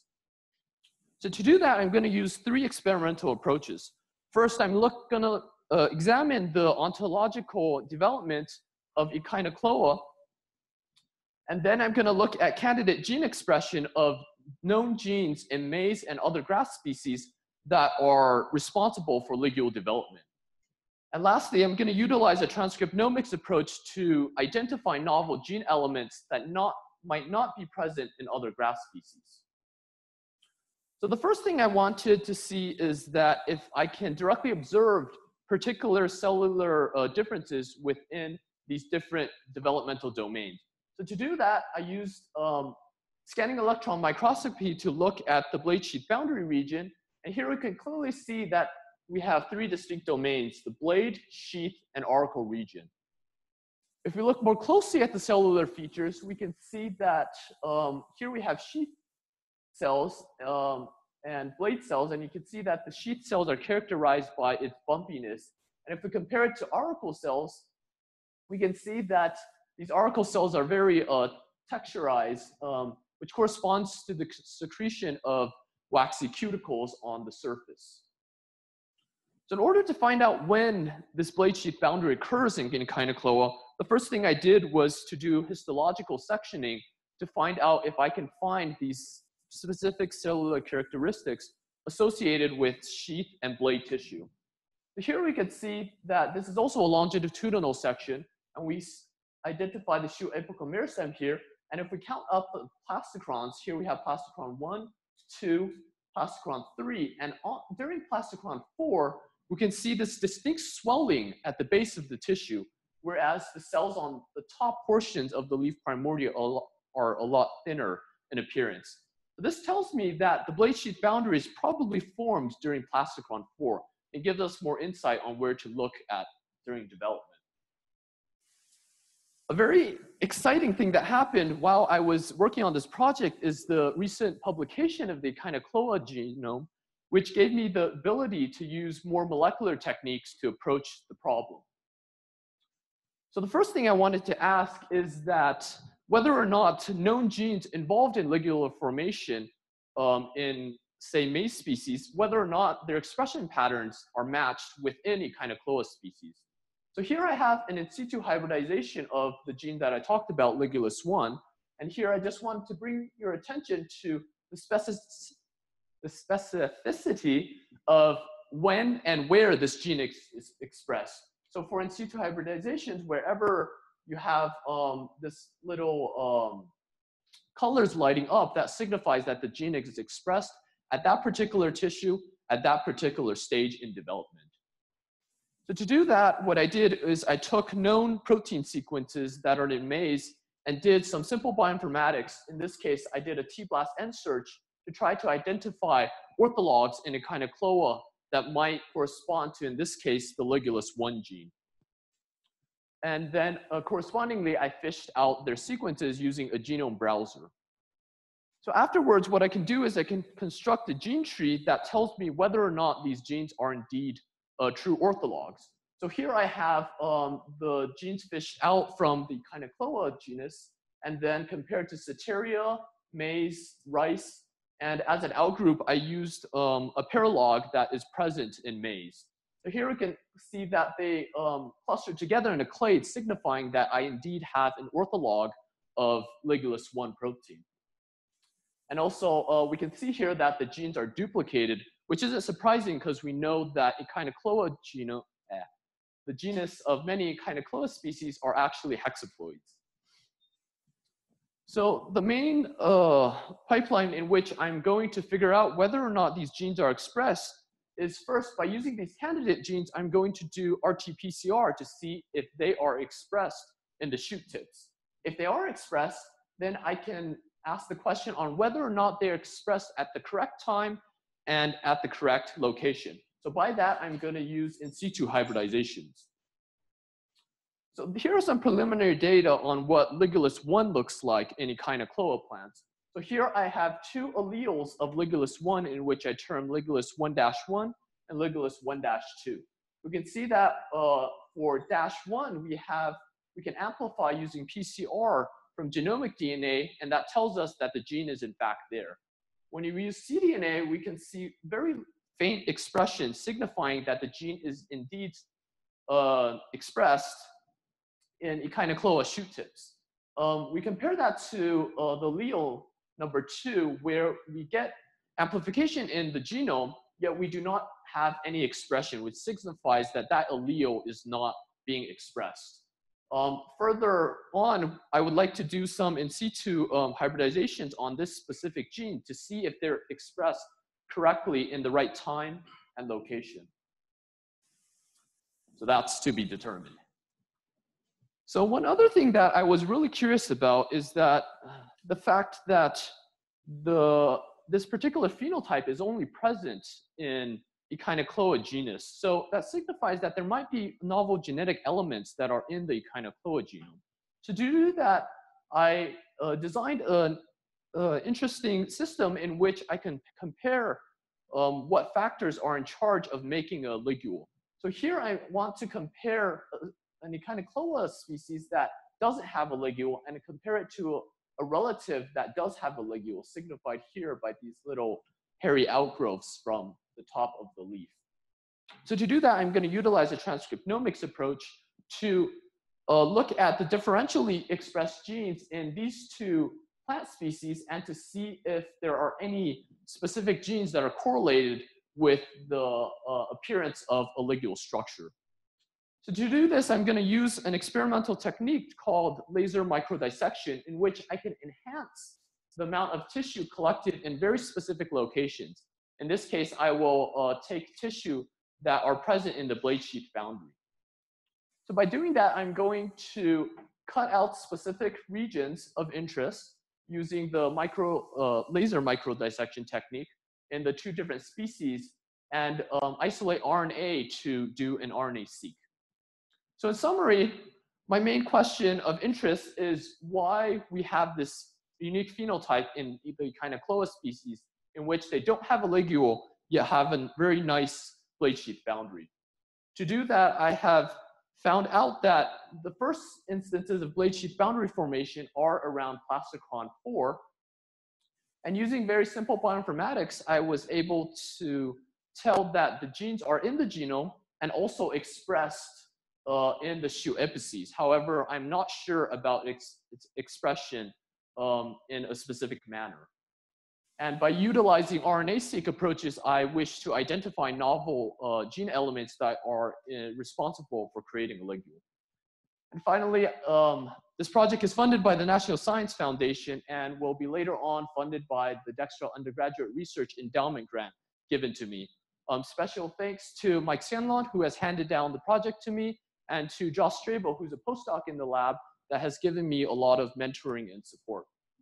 Also thanks to other members in the Scanlon lab and to Gerald Davis, who has provided seed to me and also gave me a little insight on how to explore the diversity within the grass family. And also finally to the Cornell Center of Materials Research on assisting me on doing SEM experiments. And by that, I'd like to open up to further questions. Thank you. Questions? Very nice, Jeffrey. So are you hypothesizing that the lack of ligule is related to polyploid nature and conflicts in the Echinocloa genome? Yeah, that's one of the very interesting hypotheses that I sort of came up very early on.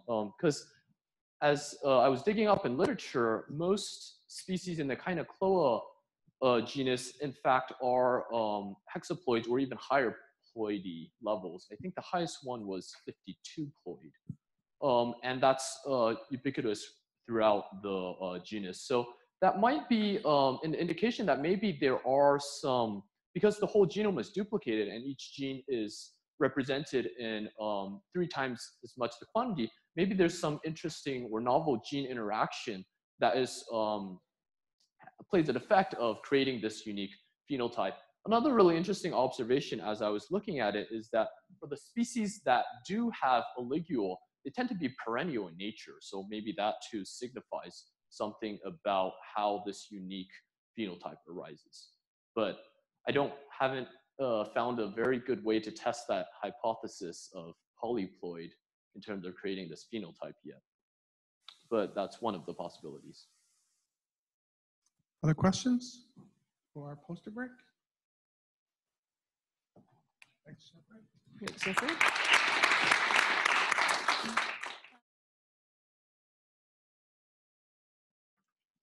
the second half of our program today. We're mixing things up a bit. Patricia Chen is going first, and then we'll start back with Ben after Patty. So Patty will be talking today about the LHB Conservatory, the green jewel of campus. The whole class loved the title. Thank you, Chris. My name is Patricia Chan. It is my pleasure to present to you today about my involvement in the Liberty Hyde-Bailey Conservatory, or as Chris said, the green jewel of campus. I've been working with the conservatory in the past few years since my matriculation in 2015. So I'd like to tell you a little bit about its background and about how it's progressed over these years. A little bit on the history of the conservatories on campus. The Liberty Hyde-Bailey Conservatory was not our first exhibition greenhouse at Cornell. The Sage Conservatory circa 1882 to 1923 is pictured above over here, and it is around where Sage Hall is today. Liberty Hyde-Bailey himself was a renowned botanist and horticulturalist. He had great involvement in the founding of the Forage organization and was the first dean of the College of Agriculture, which is now known as CALS. He founded the Liberty Hyde-Bailey Hortorium, which includes Cornell's plant anatomy collection, herbarium, and our conservatory. He believed that greenhouses were vital to the college's mission, and he had visions of incorporating living plant collections into the teaching of botany. He is pictured below the Sage Conservatory over here. The first LHB conservatory was built in 1931 as a classical Lord and Burnham style greenhouse. However, due to compromised structures, it was taken down in 2010. Much to the thanks and support of the SIPS community and CALS, the current conservatory was built recently and opened to the public in 2016. And here's an image of the original LHB conservatory in the Palm House. And for comparison, this is our greenhouse today in the student house. Now, there are a lot of advantages of being housed in our modern greenhouse, which allows us the use of state-of-the-art technology to grow our plants. We have precise light, humidity, and heat regulation using our Argus system. The top photo over here, you can see the Argus boxes, which are scattered throughout the greenhouse, which constantly take measurements of the light and humidity. And then the automatic system of shades, lights, vents, fans, and fog will adjust these in real time. We have numerous irrigation options, including reverse osmosis water, tempered water, and fertilized water to cater to the needs of our diverse collection, as well as 4 feet deep of a custom growing medium in our palm house for our large trees. All of these factors together allows us to grow plants from many different climates, including those originating from desert, temperate regions, peat bogs, or aquatic areas. Now, why do we have the conservatory for the first place? Well, it serves our uses as a living museum. For one, it's an attraction for artists and photographers from all around to come here for inspiration. And it's an oasis for students and faculty here during Ithaca's long and arduous winters, especially this year.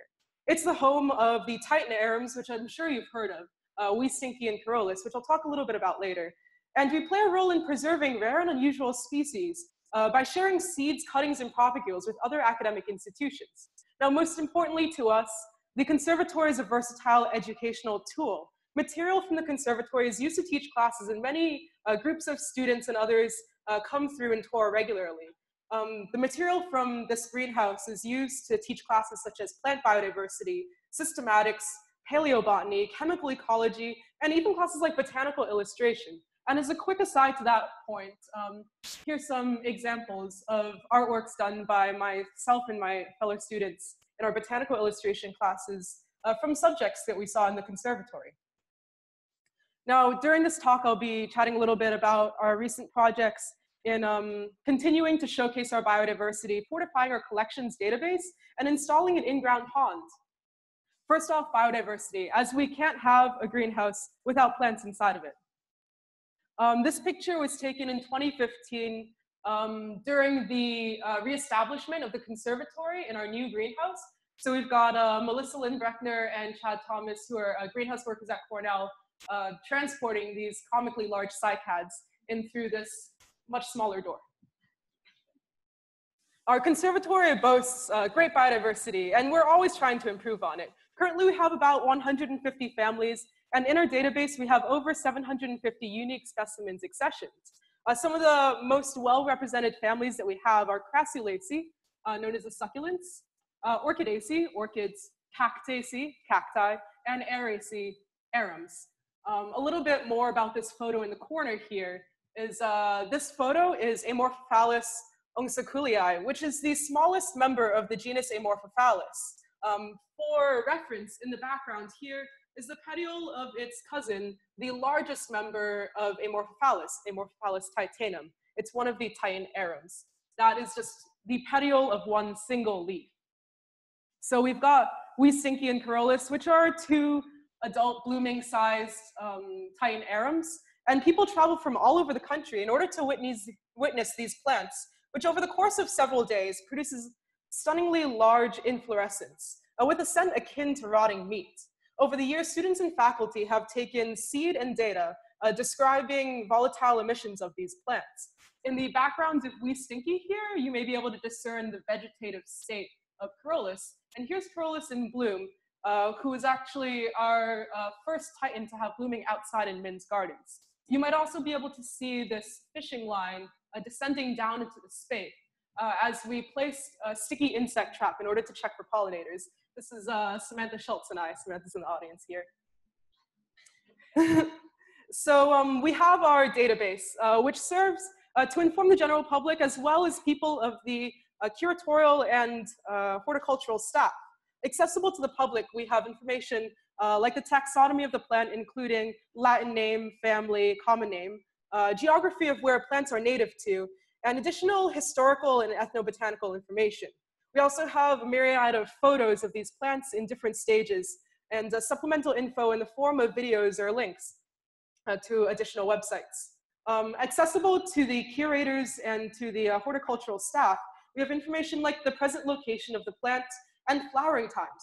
In collecting flowering times, we're starting to reveal trends that can help professors coordinate their lesson plans with the blooms in the conservatory. Over here, we have an example of one of the pages that would be brought up if you scanned one of the QR codes in the conservatory to bring more information about this Aristolochia. This is alumnus Nick Linus and I taking down data in order to input in the database. And if you see over here and here are examples of QR codes posted on the plants, where you can scan them with your mobile device to bring up information in the greenhouse. Now we have several efforts in order to best showcase our collections to the public, to disperse information and make everything more accessible. We have, for one, organized our Plants into Collections series of educational themes such as convergence or the separate evolution of similar traits. For example, succulents, carnivory, or cordiciforms. And we have an evolutionary sequence that goes from bryophytes through pteridophytes, gymnosperms, and angiosperms that goes through the center aisle of the conservatory. As I mentioned before, we have QR codes on about 119 plants in the conservatory where you can access information with your phone. And Craig Kramer runs the conservatory blog, which features plants and current events for everyone to find online. Lastly, I'll be talking a little bit about the pond in the conservatory. This is a project that I was involved in the summer of 2016, where I worked really closely with Kevin Nixon and Paul Cooper and other greenhouse staff in order to install this, in order for us to have a venue to display our aquatic plants. A little bit about this pond. It's approximately 8 feet long and 3 feet deep at its deepest point. It's got like a wooden shelving infrastructure in order to display plants of different sizes. It runs fertilized water, which is recycled via the waterfall that's located in the corner over here. And it's lined with coconut coir, which can be used as a substrate for semi-aquatic plants. The perimeter is kept usually very moist, so it's very suitable for moisture-loving plants. Speaking of which, this pond allows us to grow plants such as our carnivorous plants, our tropical and temperate pitcher plants, our Sarracenia, and Nepenthes. We have aquatic ferns like Marsilea and Azolla, bryophytes such as moss and liverworts, and our Victoria water lily pictured over here. It's got this stunning blossom that goes over the course of 2 days with the beetle pollinated strategy.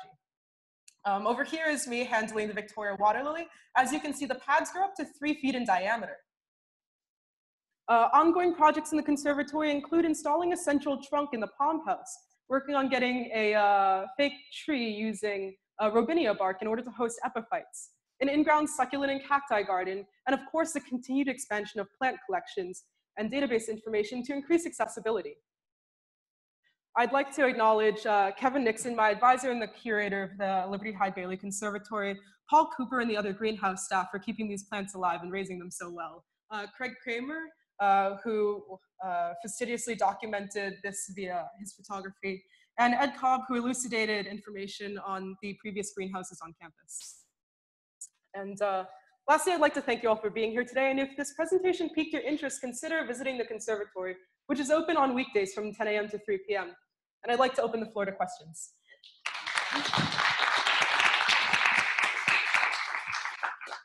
Questions from the floor.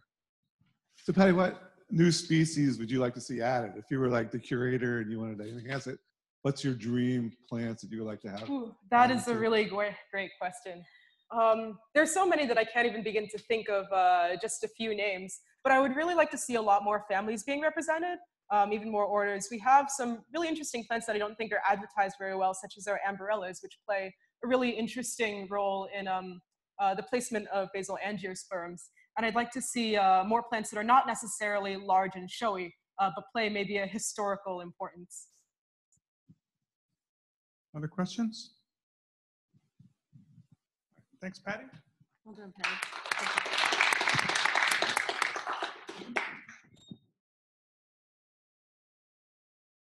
Clicker is there. Our next speaker is Ben Sword. Ben, in addition to being a plant sciences major, is the Chief Botanical Officer at Ecosystems. And today he'll be talking about charged zeolite as a hydroponic growth medium. Ben. Thank you, Chris. So as Chris mentioned, I'm a plant science major concentrating in breeding and genetics, but most of my research and extracurricular interest is in hydroponics. And so I've been working closely with Neil Matson on a lot of the research here. And so today I'll be talking about zeolite as an alternative hydroponic growth media. So the current problem with hydroponics is that rock wool is mainly used for starting seeds and transplanting into along the growth of plants. The problem with rock wool is that it starts with its inception and how it's made. So it was originally used as insulation material, and basically what rock wool is rock that's been melted down and then spun like cotton candy in order to make this insulation fiber material. And another issue with it is that it's non-biodegradable and non-reusable, so that when the growers are done with their one round of cycle with these plants, they have to throw out the rock wool and start with new ones. And that just sits in a landfill and doesn't, will never biodegrade. And the last issue with rock wool is that it has a very low cation exchange capacity, making it very inert. And cation exchange capacity is the material's ability to hold on to fertilizer and other ions that the plant needs throughout its growth cycle. So the alternative that I found for rock wool is called zeolite. It's a rock that has a honeycomb-like structure, which allows it to have a high cation exchange capacity, making it able to hold on to those ions. And the structure of it is this beta cage, which creates the actual structure of the rock, and then the alpha cage, which is inside where the ions are stored. And so along with this high CEC, it provides structural support for the plants. It has a water and air holding capacity which is similar to potting mix, and it is able to buffer the pH of the solution because of that CEC. So the way that I found this media was through NASA, research that NASA did with a few different types of zeolite. And in their synthetic substrate, they used these three medias here, which are designed, it was designed in a specific way so that the nutrients in those three types of zeolite were slowly released over the course of the growth cycle of the plant, and then able to have effective yields. So this was one of their trials that they did, and with carrots, and these are over generations of reusing the media. taking out the old organic matter, sterilizing it, and then reusing it. And so as you can see, the first round of carrots was pretty normal, but then as they started continually growing in the zeolite, you can see the carrots started to form fingers, I guess, and they kind of split into different roots, which is kind of interesting. And so the current uses in industry for zeolite include hard water treatment in facilities where they take out all the salts and other things that are in the water. It's used as a soil additive, mainly in golf courses. And that's the Zeo Pro on the left here. That's the use of that. I tried growing in that, but it was mainly micronutrients. There was no nitrogen or anything like that. I did a water runoff analysis, and so that didn't really work. But it's also used as an odor eliminator in horse stalls and cat litter. And the last thing, which is pretty skeptical, is a detox, which I wouldn't recommend to anybody. So the commercial application which I'm trying to use this for is my startup company called Ecosystems. We're making kitchen top growth chambers for the consumer to grow their own culinary herbs. And you can think about it kind of like a Keurig machine for plants, where you put the pod into the system, fill it up with water, and then it does everything else for you. It creates a controlled environment for the plants, and the app reminds you when you need to do anything to take care of them. So my efforts with zeolite are trying to develop this growth pod. And so the first experiment that I did was a germination experiment. There was 5 treatments and 3 replicates of each treatment, just to see if it would, could effectively germinate these cilantro seeds. So the treatments, the first one, the control was with a tap water soak, and then a CEA fertilizer recipe, 1x strength soak, going all the way down to 8x, and then a addition of magnesium on the T3. And the CEA recipe is basically just a 2-part nutrient solution with 125 parts per million nitrogen target. So the results from this experiment are that I had high germination across the board besides the tap water treatment, which is kind of interesting. And so the zeolite was able to hold on to the nutrients for the seedling stage, but the design of this experiment was such that there was no tray or anything that would catch the runoff water underneath these pots. So after the seedling stage, the growth kind of stopped, and I think this is due to leaching from the just the clear water irrigation that we were giving the plants. And the highest fresh weights and root weights were observed in both T5, which is the CEA 8x soak, and the CEA recipe plus magnesium soak. You can see the magnesium one over here and the 8x right here, and they have very substantial root zones as compared to these other 3. So the next experiment that I did was trying to create this sort of pod, and the experiment here is to replicate the different methods that we might use in our system, in our product, to kind of to provide this service to our customers. So the first treatment here is just it's kind of like a control with the rock wool cubes, and I'm growing lettuce in this experiment as well. So there's 5 trays with 4 plants in each tray, and this replicate, or this treatment, was being top fertilized with the greenhouse fertilizer that just comes out of the tap. And so those nutrients were allowed to kind of accumulate in the tray, and this would simulate if we were to have the consumer add in nutrients to the reservoir instead of having the nutrients in the pod.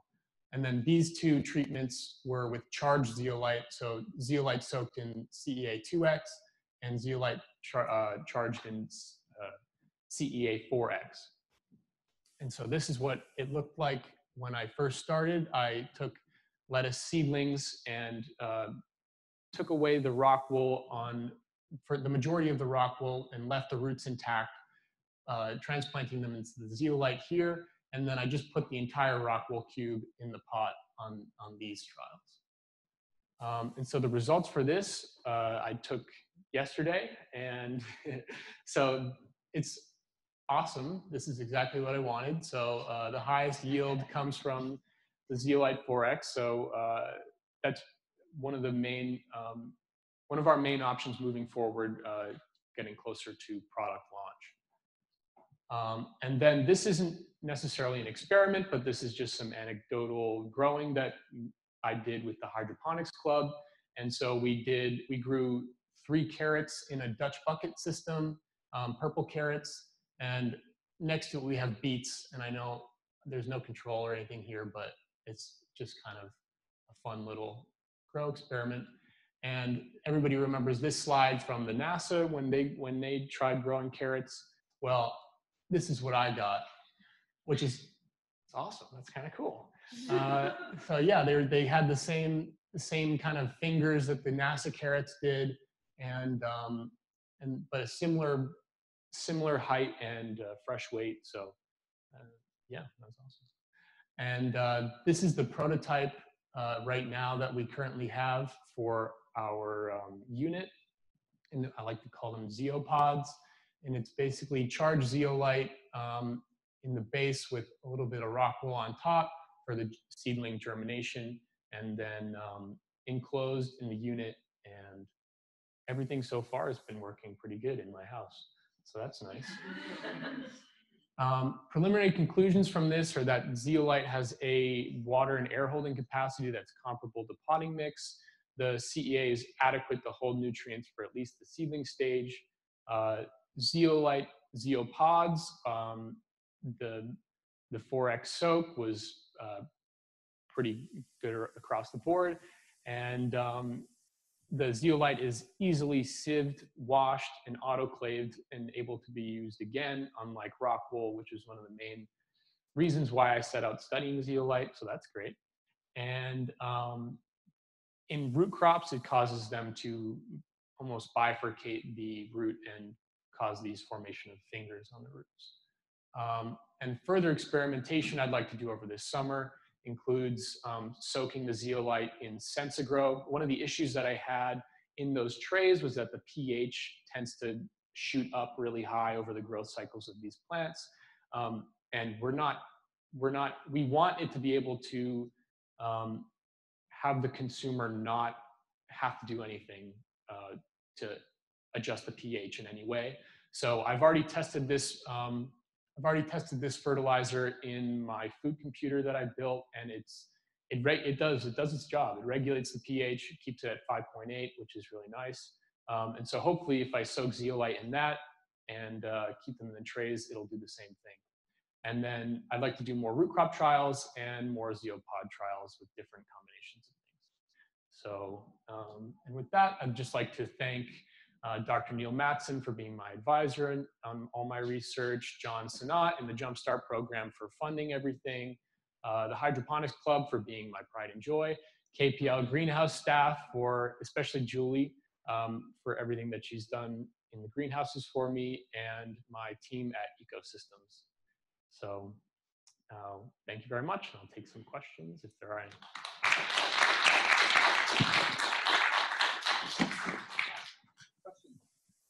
Are the fingers that grow on root crops, are those desirable? Like what's the point of them?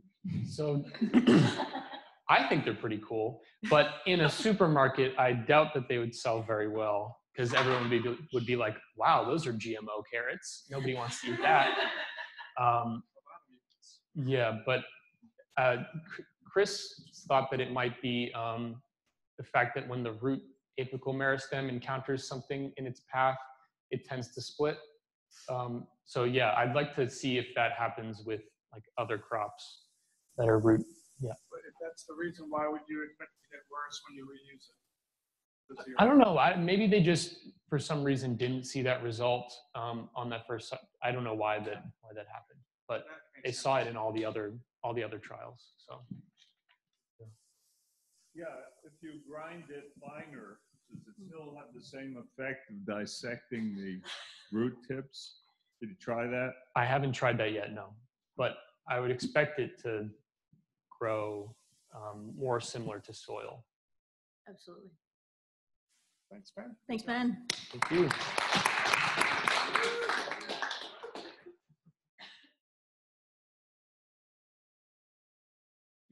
Our next speaker is Kelly Damon, and she will be talking about the Hunger Games of cabbage, varietal susceptibility to black rot.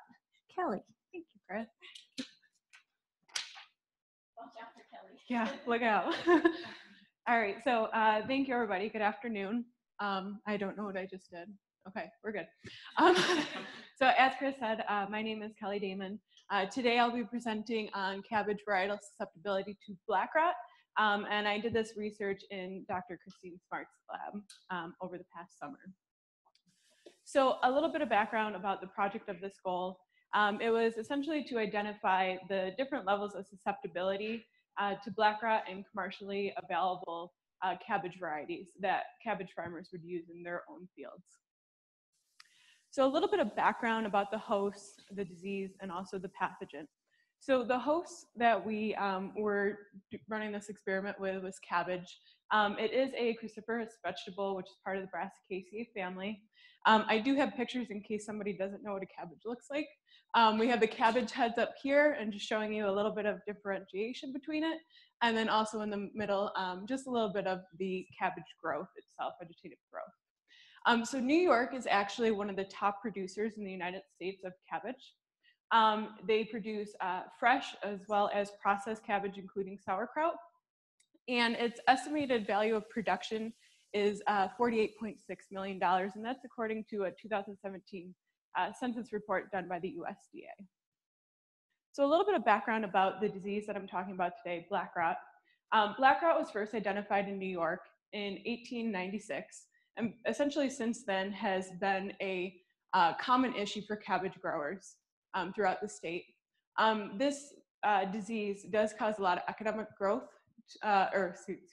economic loss to growers, as it produces undesirable heads of cabbage that the farmers can't bring to the market to sell, and it also decreases the yields that the farmers see.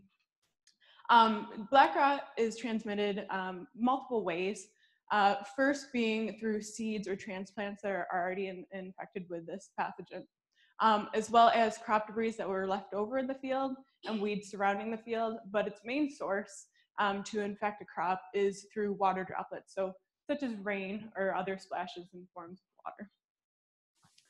So the pathogen that causes black rot disease is known as Xanthomonas campestris, pathovar campestris, and I'll be referring to this as XCC throughout the remainder of this presentation.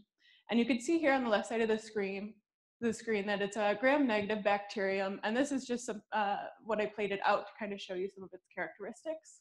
And then over here on the right side of the screen, you could see its very characteristic yellow V-shaped lesions. So how does this pathogen essentially get into the plant to cause this infection? So XCC generally enters through the hydathodes of a plant, and the hydathode is essentially just a modified pore along the leaf margin of the plant, and you can see that right here. And from the hydathode, a glutation fluid, which is essentially just water build up right here, is an easy source to get contaminated by bacteria. So the bacteria essentially will move into this little droplet of water, and you can see how easy it is for it to start essentially affecting the plant and getting into the vascular system of the plant. However, the hydathode is not the only entry point for XCC, as it can also come into the plant through different types of wounding, such as herbivory, so insect damage, also hail, along with different mechanical damage. So once XCC is present in the plant itself, it can actually survive in the xylem for many, many months until favorable conditions arise. This is essentially what causes the large the issues for the growers, because they don't know if their plants have black rot or not until you get conditions which are warm and also wet. And once those conditions arise, the bacteria can produce or multiply very rapidly and then go systemically throughout the plant, essentially getting into the cabbage head itself. And this image here is just to show you another form of damage. This is hail damage, and you can see the discoloration in the leaf, along with how the veins are starting to blacken just a little bit and starting to move through the vascular system of this plant. So currently there's a couple control methods that are available to growers, but most of them are preventative as well as good management practices. So for starters, you have just good sanitation practices with tools and equipment, along with just making sure that the greenhouse that they're being grown in is sanitized. Along with this, you can also do crop rotation to help suppress the pathogen. And you can have pathogen-free seeds and transplants, which is always a good way to start. And you can control the weeds that are surrounding the field, especially those that are possibly close relatives in this sense to the cabbage. And it also has been shown that some copper sprays have been helpful in reducing the spread of black rot as well. So for the research I did, we started this on May 5th, and we sowed 35 different cabbage cultivar varieties. And we did this based on different harvesting points. So we had 10 early season cultivars, 14 mid-season, and 11 late season cultivars that we planted. And then on May 31st, after they grew a little bit, we moved them out to the cold frames, which is essentially is just a box with an open lid. So those plants can begin to get a little hardy before they are transplanted into the field itself. So then on June 12th, we started to plant the cabbage plants by hand. There was roughly about 700 cabbage plants that we had to plant. So I fortunately had the help of the Smart Lab to help me with planting those. And we did a randomized complete block design for this planting. And each cultivar was planted in 5 plant plots with 4 repetitions each. So after they had some time to kind of settle in, get used to the environment and get established, we then went out in the early morning of June 27th to spray inoculate with backpack sprayers. We did this in the early morning, essentially because this is when that glutation fluid is most present, as well as this is when the cabbage plants are transpiring the most. So hopefully it increases our chance for infection. And what we used was a New York strain of XCC that was isolated from cabbage in 2010. So from there, about a week and a half later, we waited to see if infections would occur. And then we started ratings of percent incidence as well as severity. And we did that once a week for 4 weeks. And then after we did those ratings, we then waited until the first harvest, so the early harvest of the first 10 cultivars. And then moved on to the 14 mid-season cultivars, and then the 11 late-season cultivars. And when we harvested 2 heads per plot. So there was a total of 8 heads per cultivar. And how we rated these was on a visual basis. So this is just to kind of show you a comparison between a susceptible and a tolerant cultivar cabbage. So here on your left, you have the cultivar Cursuma. This is a slightly more susceptible variety, cultivar to black rot. And you can see the characteristic V-shaped lesions on the older leaves, as well as on the younger leaves too. And then over here on the right, you have a more tolerant cultivar species. So this is a capture, and you can see some of the V-shaped lesions on older leaves. However, when you look at the younger leaves, there aren't as many present, if none at all. And taking those pictures onto this graph here, this is just showing the amount of disease over time, depending on the particular cultivars. And from what I was just showing you previously, you could see Cursuma here all the way on the left is under the extremely susceptible. And there was, you could see the progression of disease throughout the growing season. However, when you compare that to the capture that I was just talking about, you could see that the amount of disease over the growing period was a lot lower, in essence, to the Cursuma cultivar. So when we did these visual ratings, we started with looking at the core of the cabbage. So we would harvest, basically just cut off the cabbage head, flip it over to look at the core. And what we were looking for, this is kind of the best picture of it, is kind of that blackening, the black lesions of the veins going into the cabbage head. And if we saw that, there was a good indication that there might be black rot inside. So after we did that, and all of the heads that we harvested which had black rot, we would then split them in half and look to see how much infection was actually in the head of cabbage. So you could see on this picture on your left, the black rot moving into the cabbage, and then how it spreads throughout the cabbage head into the center of the cabbage. And this is essentially what is making the cabbage unmarketable for growers. And these are just a couple other images to show you kind of the array, if you will, of disease between the cabbage heads. So once we harvested all three harvest seasons, we then kind of looked at the total comparison of percent of infection of the cultivars throughout those harvest times. And you could see that the early season, which was harvested in mid to late July, had the least amount of infection in the cabbage heads which we were looking at. And any of the cultivars that don't have a green bar, that just indicates that when we harvested them, there was 0% infection in those heads. And as we progressed throughout the season, the mid-season and late-season cultivars generally had a higher amount of percent infection, especially in the late season.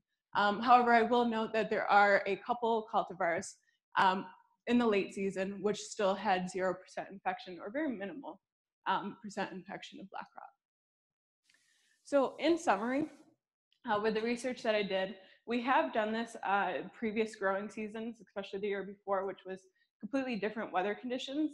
However, it was interesting to see that even with the different weather conditions, the cultivar susceptibility basically remained the same throughout those two growing seasons.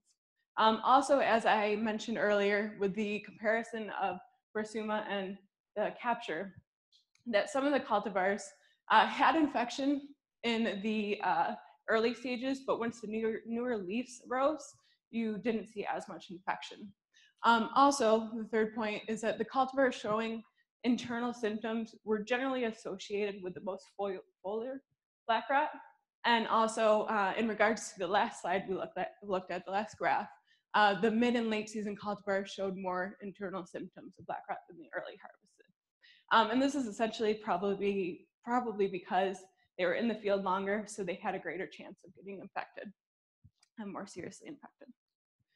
So on that note, I'd like to acknowledge Dr. Christine Smart for letting me help out in the lab and run this experiment, as well as Holly Lang, who was my supervisor during this time, and also the entire 2017 SMART Lab, the grad students and the summer scholars, and also the Cabbage Research and Development Program, which if it wasn't for them, we wouldn't be able to do this research.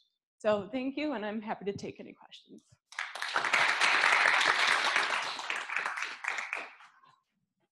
Are there wild resistant relatives, sister groups to commercial cabbage from which resistance genes could be harvested or bred in? What's the deal there? So I'm not 100% sure, so I can't fully answer that question. But I would assume that there probably are some resistant cultivars out there, which potentially future research can be done in that and seeing if somehow we can inherit a breeding system possibly to get these cultivars to be more tolerant for black rot. Other questions? So I'm curious about the mechanism in which the inoculation occurs. So since you have the hydrothodes that are secreting water outside, I'm supposing that collects bacteria. Does it like suck it back in or something, or does it just sort of randomly by chance go into the veins and spread out? Just start swimming, yes. So in essence, that's why we did it in the early morning, because the fluid is so prevalent. So it does increase our chances for infection. And generally, the guttation fluid is due to the pressure basically in the root system, and the plant itself can't handle that amount of water. So it's trying to shoot it out. So once that, I would assume once it balances out with the roots and everything, that it would essentially decrease that guttation fluid. which in essence could suck the bacteria back and kind of help it get into the vascular system a little bit more. Hopefully that answers your question. Other questions? Thanks, Kelly. Thanks, Kelly. Good job.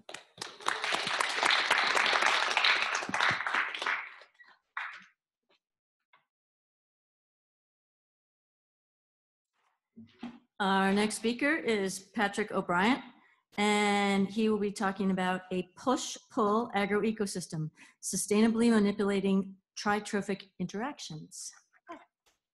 Thank you, Chris. So I'm going to be talking to you today about biological control of a invasive pest species in Africa.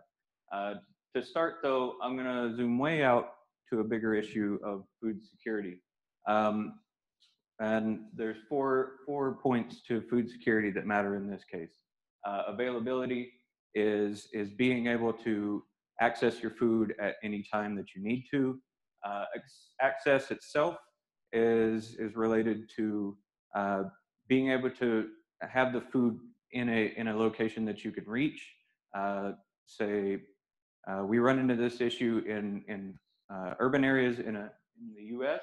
where the problem becomes the only available source is there's a liquor store in the area, but not any grocery stores or things like that. Additionally, we want nutritious food. So I mean, the food needs to be supporting of a healthy lifestyle for yourself and culturally appropriate. That means we can't just come in and dictate what people grow for themselves to lead a healthy and happy lifestyle. So zooming in on Kenya itself, food security-wise, it's 33% of sub-Saharan African countries are food insecure.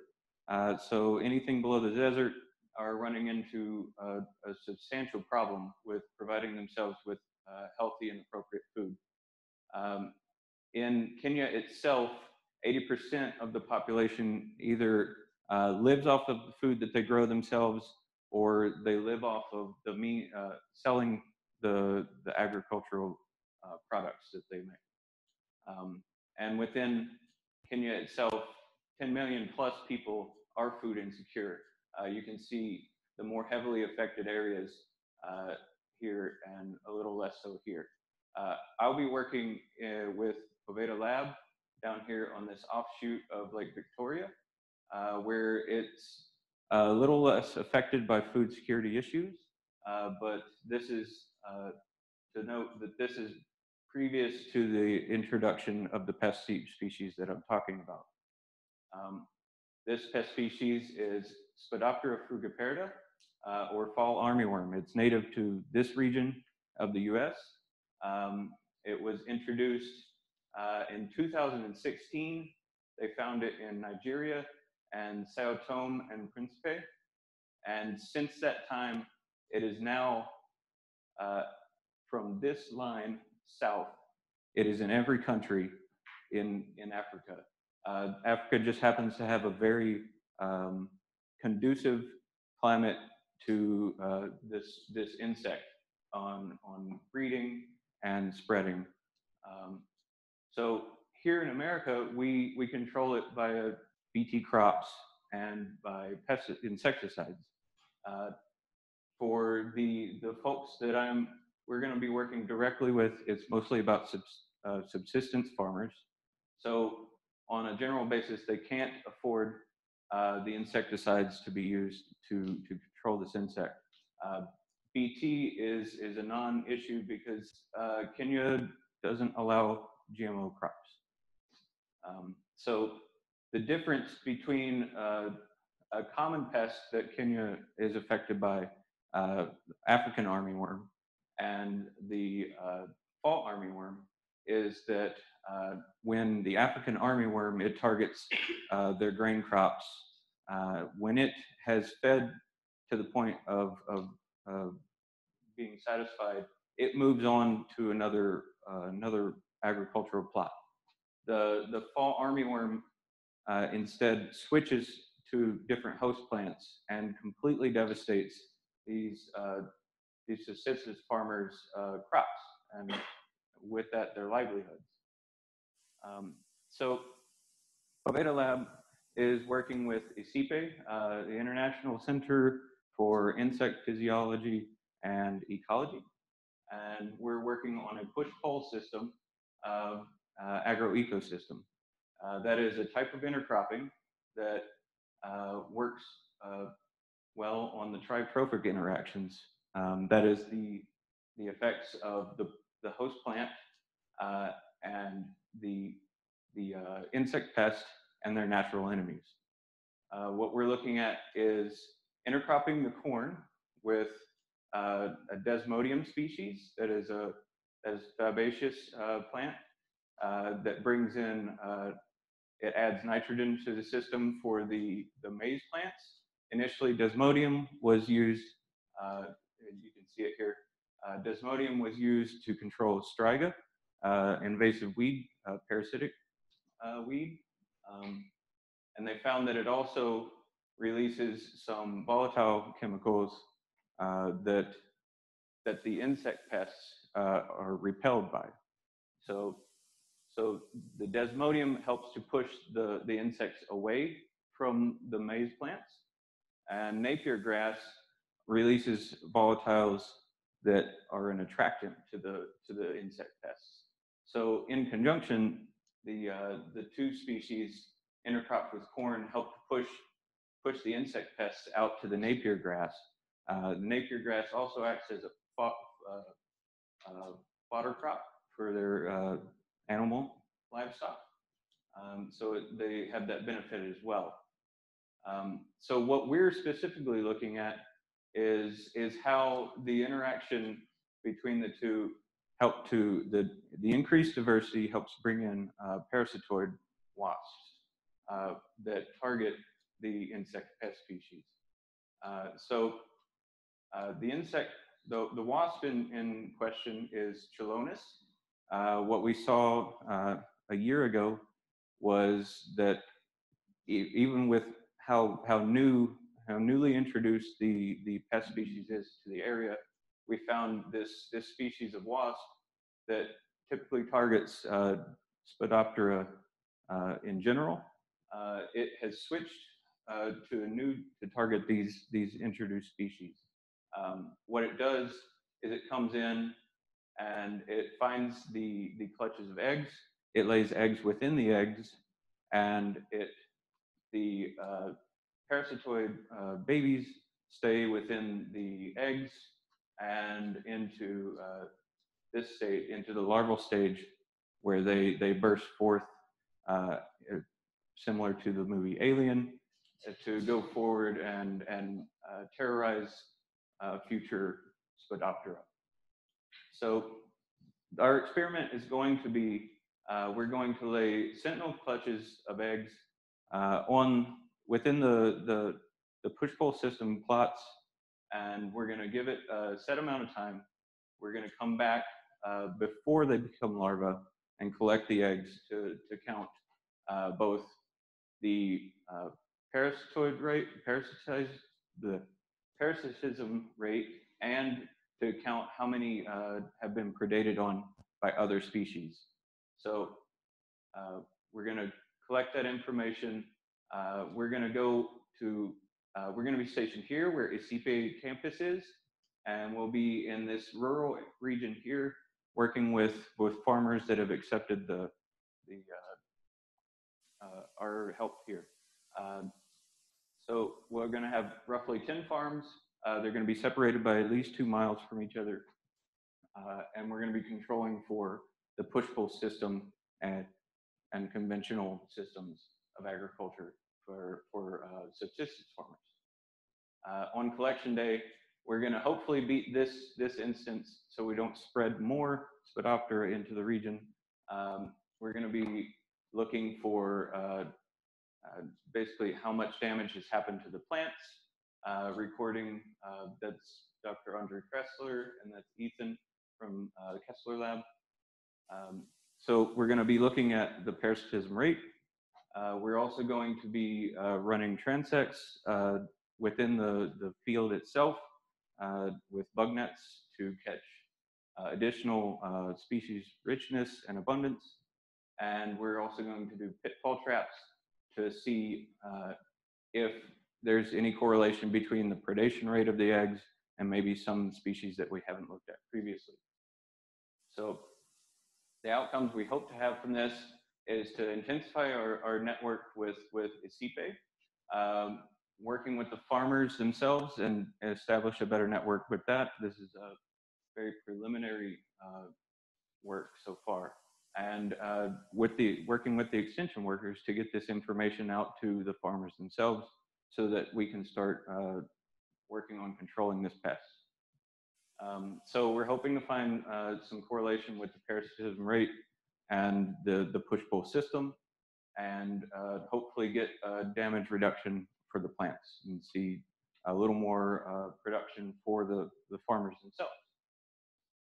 So I'd like to thank Taos Global Fellows. They're funding me getting out there. Poveda Lab, my mentor, Katya Poveda, and PI, and the graduate student who's kind of figureheaded this project, Tim Ludermoser, and we'll be working closely with Kessler Lab as well, Dr. Andre Kessler, and from the ICIPE campus, Dr. Khan and Dr. Mendega. Thank you for your time. Any questions? Questions for Patrick? Hi. Does Modium push the armyworm onto the maize? Start that over. Does Modium push the armyworm onto the maize? No. It works to push the armyworm away from the insect pest in general. The volatiles are repellent away from the system itself. Together with the trap crop, the Napier grass, they had just individually they worked fairly well, but together they worked exceptionally well at pulling the pest species away from your crop species. I think you said that the caterpillars are able to move from one plant host to another, but like, how do they do that if they're little caterpillars? Well, it's the caterpillars themselves stay within the area. The moth stage is highly mobile, so it's been spreading that way, and they just have a very rapid generation time now that they're in a conducive climate. Metamorphosis. Thank you, Patrick. Thank you, Patrick.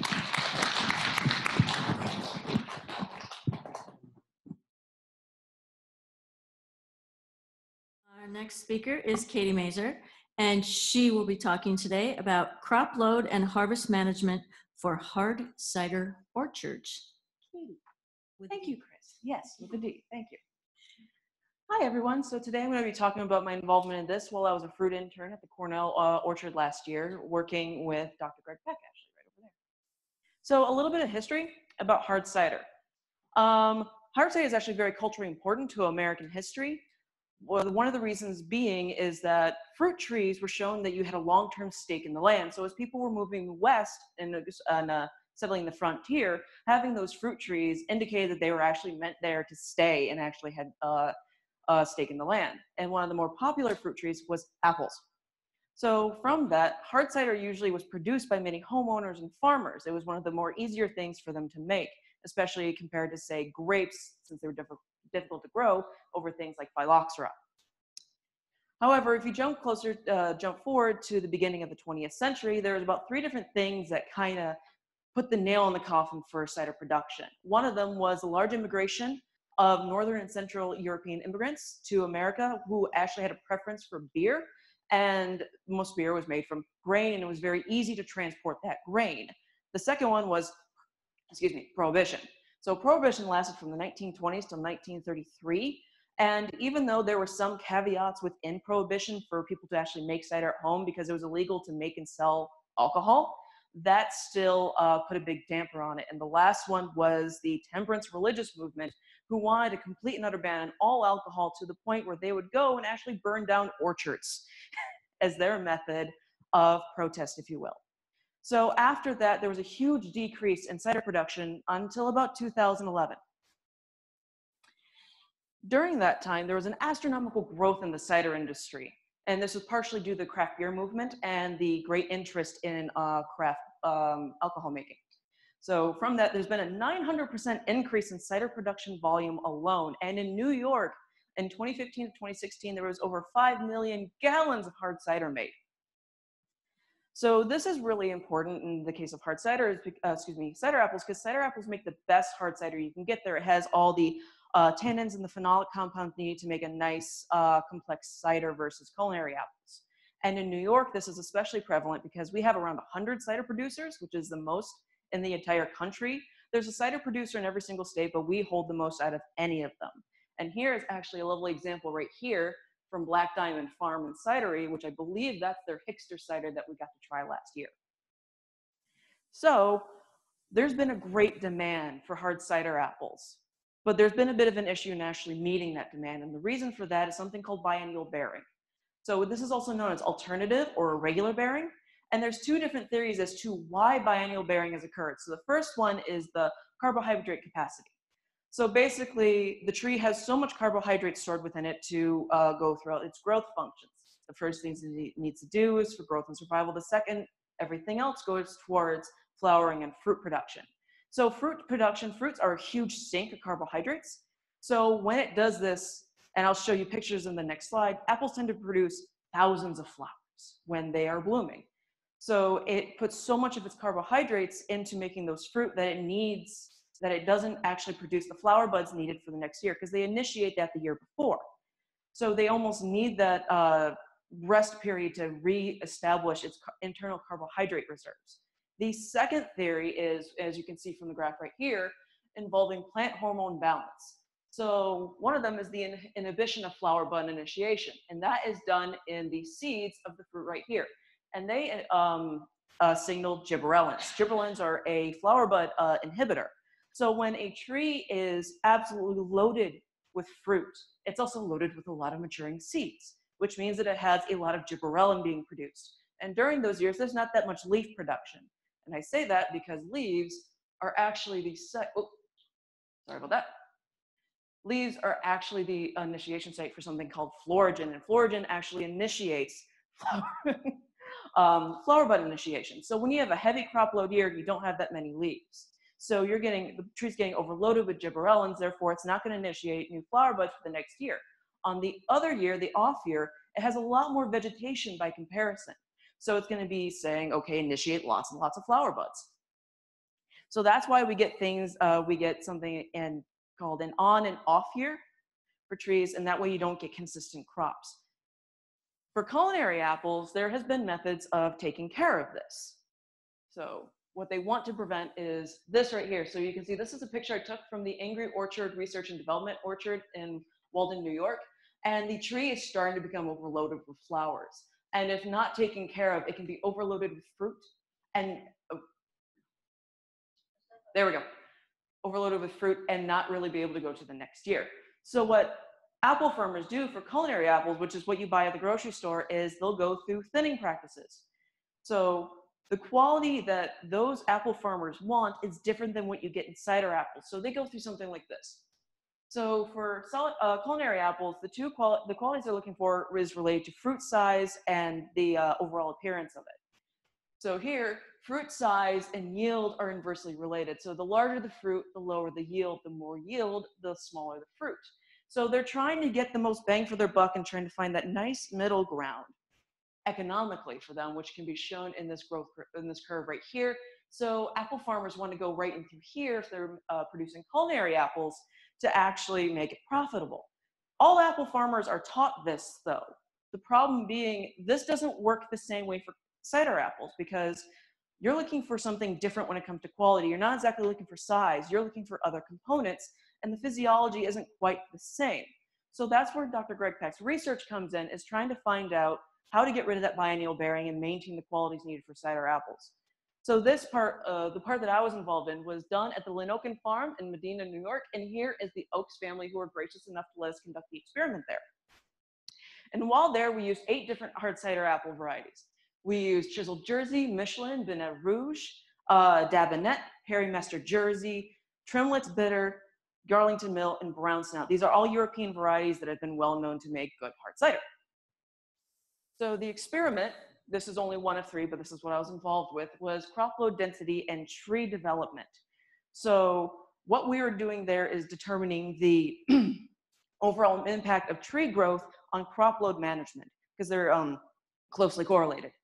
So in order to do that, we measured the trunk cross-sectional area of the tree to get a proxy for the overall tree size, and this was measured centimeters squared. So we had 2 different controls and 3 different treatments.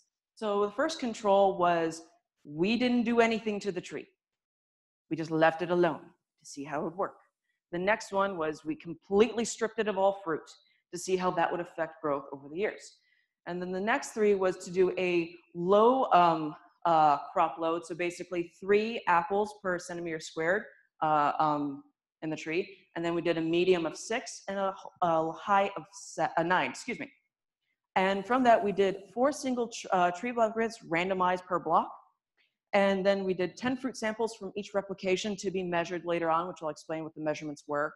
And we based the harvesting time off of maturity assessments done by Craig Kelke, who is a part of the Lake Ontario Fruit Program. So the measurements that we were going for were 2 different things. In culinary apples, you want to have a little bit of starch left over in it, because culinary apples are actually stored for a long period of time. Cider apples are very different. You actually want them to be harvested as close to ripeness as possible, because they're not usually stored. They're usually pressed immediately to have juice. So you want to have different components. So that's why we're doing things like measuring fruit maturity, the starch pattern index, the fruit firmness, and the total soluble solids to measure the sugars and everything else involved, trying to get it so we can get as much needed. So Dr. Greg Peck's lab also measured the cider quality, those things like pH, titratable acid, the phenolic contact, the yeast assimilable nitrogen, things that are very important where you're going through a fermentation process. Is it going to be the right pH for the fermentation for the yeast to survive? Are we going to have the needed phenolic compounds and the acids to actually create the complexity that we want? Is there going to be enough nitrogen there for the yeast to do what it needs to? Because it needs the nitrogen in order to ferment properly. Or are we going to have to do a lot of additions in order for it to go according to plan for the cider that we want? So based on all of this, this is just the beginning of the project. So we've just recently, within the last month, started actually looking over the results and everything else. So this is going to be going on for a little longer. So the outcomes and expected benefits of this are to provide cultivar-specific crop load recommendations to assist growers, because they are different than what a lot of apple growers are used to, and to provide cultivar-specific harvest index recommendations so they have an idea of when to harvest for what they have. And to finish it off, I would like to acknowledge Dr. Greg Peck, right there and right there, with the other interns that I worked with last year. I would also like to thank Dr. Marvin Pritz, who actually got me onto the fruit orchard internship, because I was actually his intern. We helped each other a lot with different researchers. I'd like to thank Craig Kelke, who worked with Cornell Cooperative Extension and the Lake Ontario Fruit Program. And I'd also like to thank the New York State apple growers in the Apple Research Development Program, who helped fund this project. And I'll be willing to take any questions.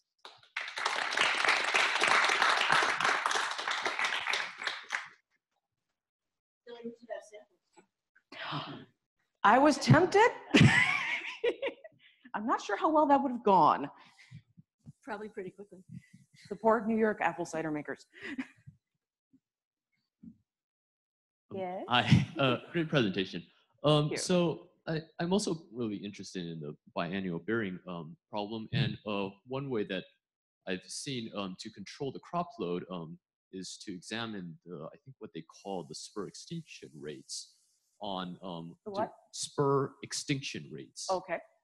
So basically, how often do these vegetative spurs disappear and they don't produce flowers anymore? So I was just curious, in terms of cider production, are there a lot of genetic resources of specific genotypes that have this characteristic in which we might be able to exploit? I'm going to be honest, I'm not sure. I'm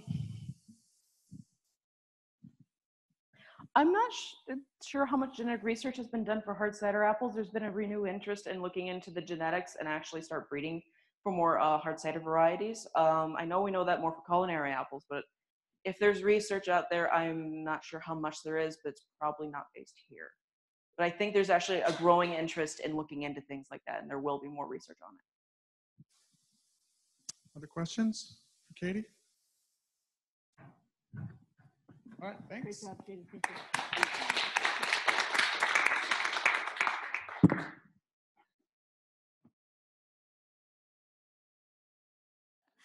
All right. Our next speaker is Natalie Roach. And today, is that me or you? What? There's some feedback or something. Today, Natalie will be talking about spreading the word on plant nutrition and sprouts. Yep. All right, thank you for that, Chris. All right, hi guys, I'm Natalie. And I had an internship this past winter with Cornell Cooperative Extension in Seneca County. I'm also a plant science major concentrating in plants and human health. So a little bit of background on Cornell Cooperative Extension. The Smith-Lever Act was passed in 1914 by President Woodrow Wilson. And this was created to create all of these cooperative extensions connected to land-grant universities in order to inform individuals on new agricultural practices, home economics, and policy changes. So this can involve different farmers that just want to be very updated on new agricultural policies or techniques, or it could just be merely community members that want to just kind of have more insight onto what we're learning agriculturally or from Cornell or other land-grant universities. So this is the idea of taking the university to the people and kind of spreading the word, if you will. So some of the benefits of Cornell Cooperative Extension, since 1914, they've expanded a little bit to now involve things like life skills, nutrition and health, informing people on different agriculture, sustainability, environmental education, and even job skills. And this is all with the promise of an unbiased research. So all of this research comes from either Cornell or other land-grant universities.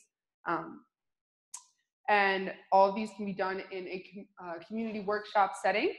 So as seen here, this is kind of more of a community setting. This one is actually in Essex County, and this one's all growers and fellow farmers, and they're learning different techniques on cherry tomato and pepper propagation.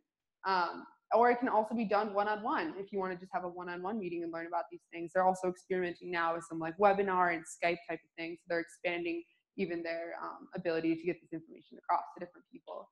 So although most of these are for adults, they also have a youth development program. So it's with a bunch of kids that can do summer programs, different cookouts, and just learn different things about agriculture and other policies.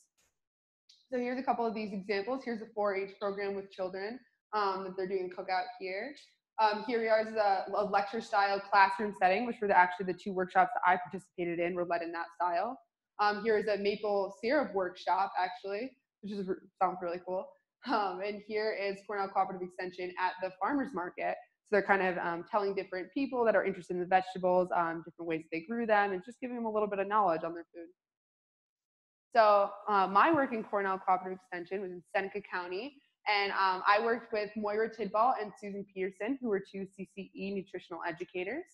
And so coming into it, my two workshops, we decided to do something based around plant nutrition. And since it's really hard to get access to vegetables during winter months, like there's not many farmers markets or any, not access to local things.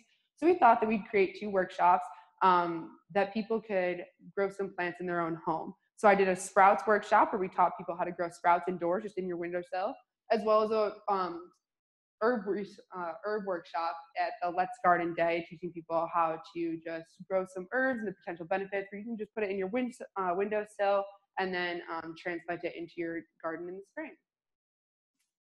So why did we choose sprouts specifically? So sprouts contain a really concentrated amount of vitamins and minerals. It's the shoot of the plant with usually some 2 cotyledons on it, and it has like a really packed amount of vitamins and minerals. It's also really low in calories, and it's a good way to add some flavor to dishes. So if you have something like a radish sprout, which is really spicy, and you want to flavor up your salad or stir fry or something, you can toss those in there, get the nutritional benefits as well as the flavor. Also, some of them have really good textures as well. It can be really crunchy. They're also organic, fresh, and they can be grown all year round if you're growing them right in your home. And something that I found was really cool, Dr. Clive McKay, who was a Cornell nutrition professor during World War II, was the one who actually brought the idea of sprouts to the public eye. So my sprouts research process, I was researching different primary articles from Cornell or other outside universities, looking at the different nutritional benefits, growth time, flavor, and then putting this all together in a giant chart so you could kind of pick whatever you're wanting to have and grow those specifically for whatever you're looking for, whether that was flavor, texture, just certain vitamins. So the ones that we focused on was radish, broccoli, chickpeas, lentil, alfalfa, Chinese cabbage, and mustard seed sprouts. I also researched a bunch of the USDA nutritional data that consumers might find important, such as protein amounts. For example, half a cup of chickpea sprouts, which is not very much at all, has the equivalent protein of 4 eggs. So that's really great if someone for like a vegan or vegetarian were to know that, and they can incorporate that into their meals and get enough protein. So the Sprouts Workshop was presented in the beginning of January at the Cornell Cooperative Extension office in Seneca County. And I told people a little bit about what are the sprouts, their different nutritional, medicinal benefits.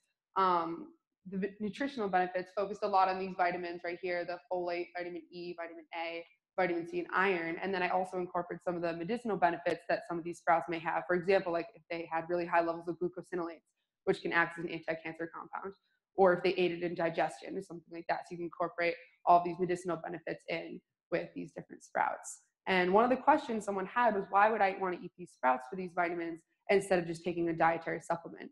And my answer to that was that these sprouts contain like a bunch of different of these compounds and these vitamins, and that although they may only provide the, I guess if you could take a bunch of the dietary supplements, they kind of come together in different things with also micronutrients. They complexly break down in your body, where one vitamin may have a role in absorption of another.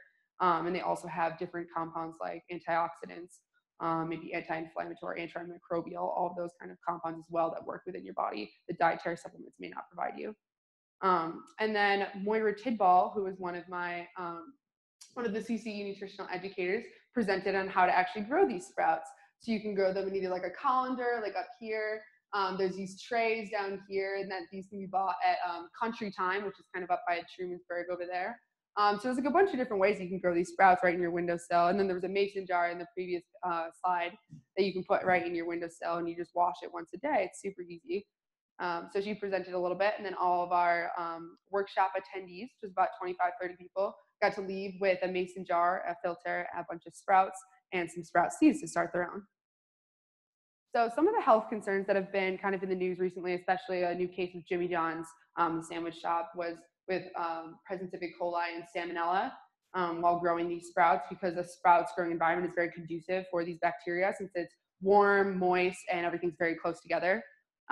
So the FDA suggests that you cook your sprouts before you eat them to get rid of these bacteria. However, people don't usually eat cooked sprouts. You usually eat them raw in a salad or sandwich or something.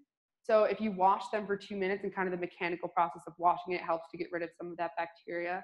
Or if you do want to try to cook it to kill these, but you don't want to lose all of those vitamins and minerals that may break down in the heating process, it's suggested to actually steam them. And I guess that retains a lot of those compounds without actually, and then you kind of could steam them and kill some of the bacteria. Also to refrigerate them after you harvest your sprouts to decrease the prevalence of those bacteria. And if they smell musty, have dark buds, or look slimy, then don't consume them, kind of like in this picture right here.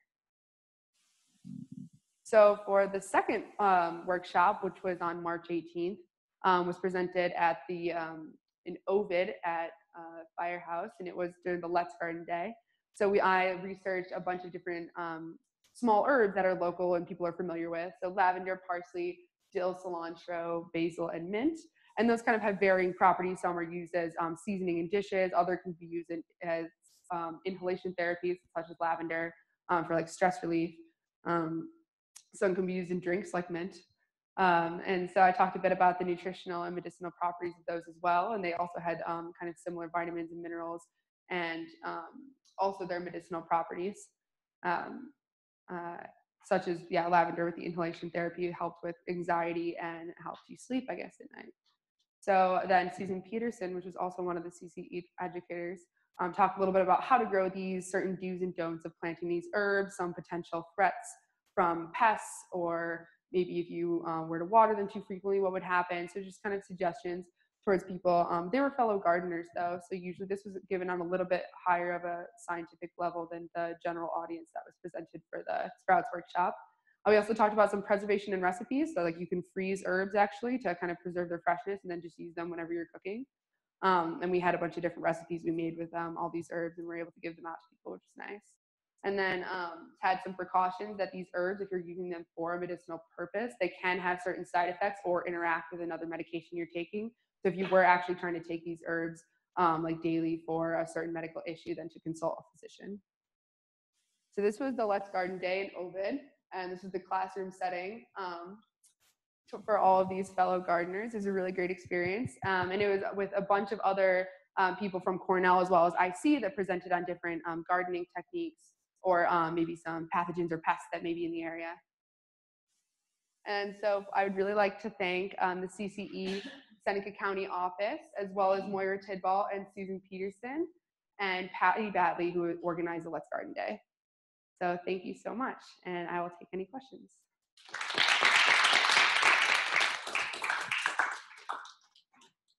Any questions?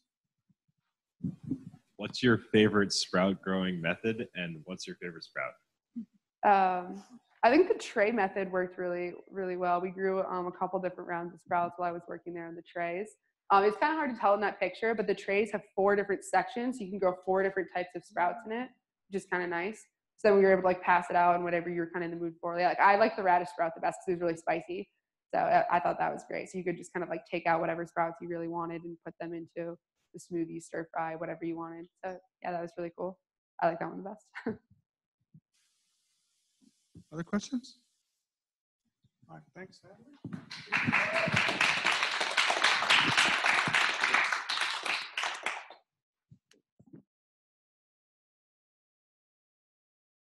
Okay, the penultimate speaker of the day.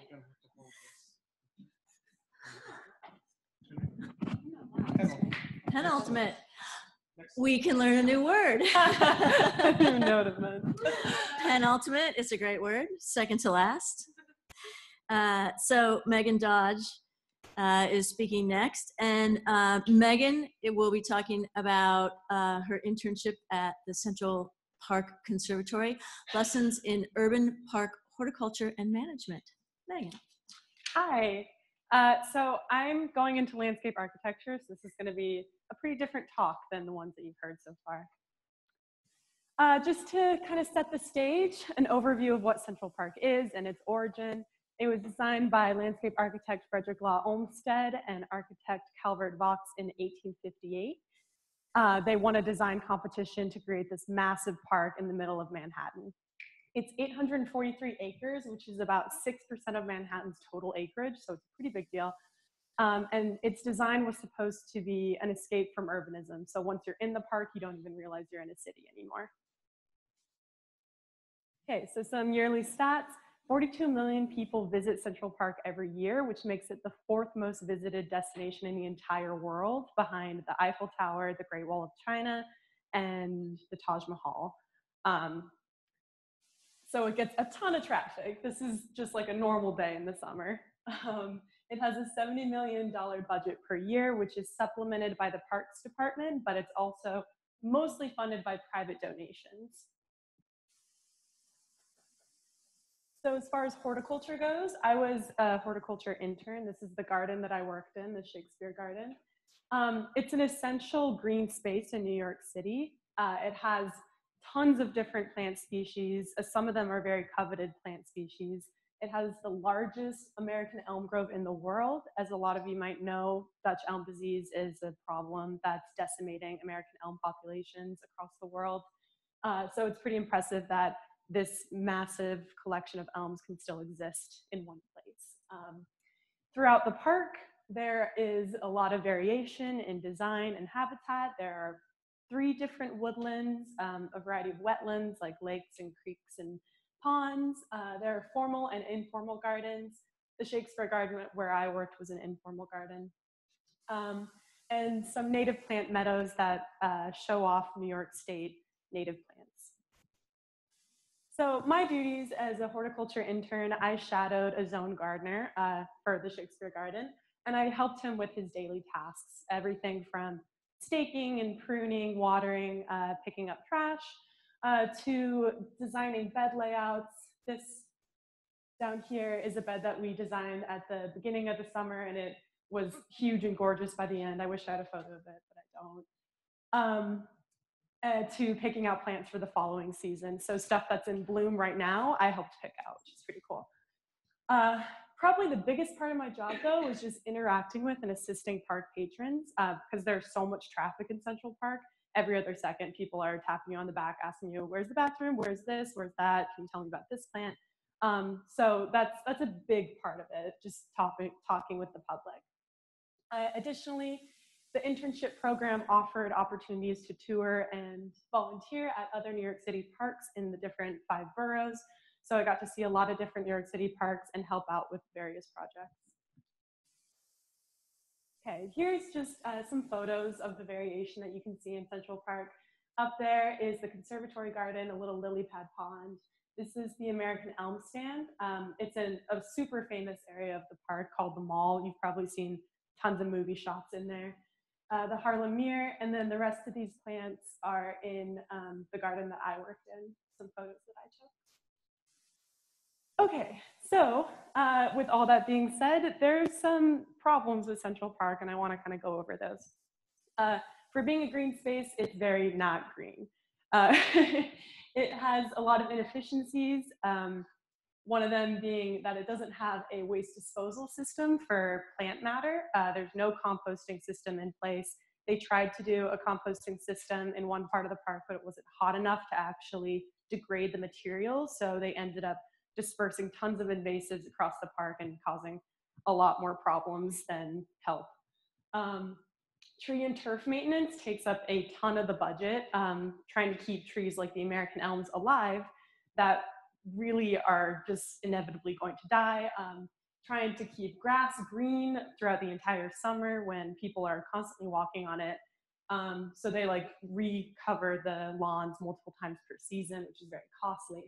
And also removing invasives like mugwort and pokeweed takes up a lot of time, a lot of money because there's no protocol for it.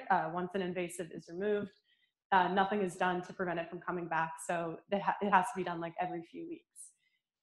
As of now, there's really no foreseeable improvements to these because the park has priorities on aesthetics versus efficiency. So the gardeners. These are some of the people that I worked with every day. This is Russell Rydell, the zone gardener for the zone that I worked in. This is Larry Bowes, the head gardener for the Shakespeare Garden, who's my mentor. And Lisa Kozlowski, the head of the Hackett Nature Sanctuary. They make the park what it is, and they're very educated and passionate about what they do. They all went to school for horticulture and arboriculture and botany, and so they really know what they're doing, and they really care about how the park looks and how it runs. Unfortunately, in the park system, they're rather underappreciated and underrepresented. A lot of big decisions that are made, they're not really filled in on, they're not asked about. They're treated as scapegoats, so any sort of problem that might happen, like on the ground floor of the park, it's often blamed on them. Additionally, they're made to do tasks below their merit. They're made to spend at least like an hour a day or more picking up trash, or picking up someone's dog's poop that they didn't pick up, like all this stuff that really their time could be used more wisely. So these problems stem from the hierarchy of the Central Park system. Wealthy donors kind of reign supreme here. As I said earlier, they make up the largest portion of the budget, so they kind of get the most say in what happens in the park. There's a lack of communication between upper management and the gardeners, and this leads to a lot of flawed landscape designs and inefficiencies because gardeners aren't consulted when really they're the ones who see the park on a day-to-day basis and know what it needs. Additionally, upper management values politics more than the park. They care about connections, they care about knowing New York elites, And middle management is essentially non-existent. As of the beginning of June, 50 people were fired. That's 8% of the staff. And so now there's like no one in the middle to kind of like provide a checks and balance system. So some smaller solutions to these problems. These are just solutions that I'm kind of proposing. Not that they're going to be put in place, but I think that there's some problems that can be solved.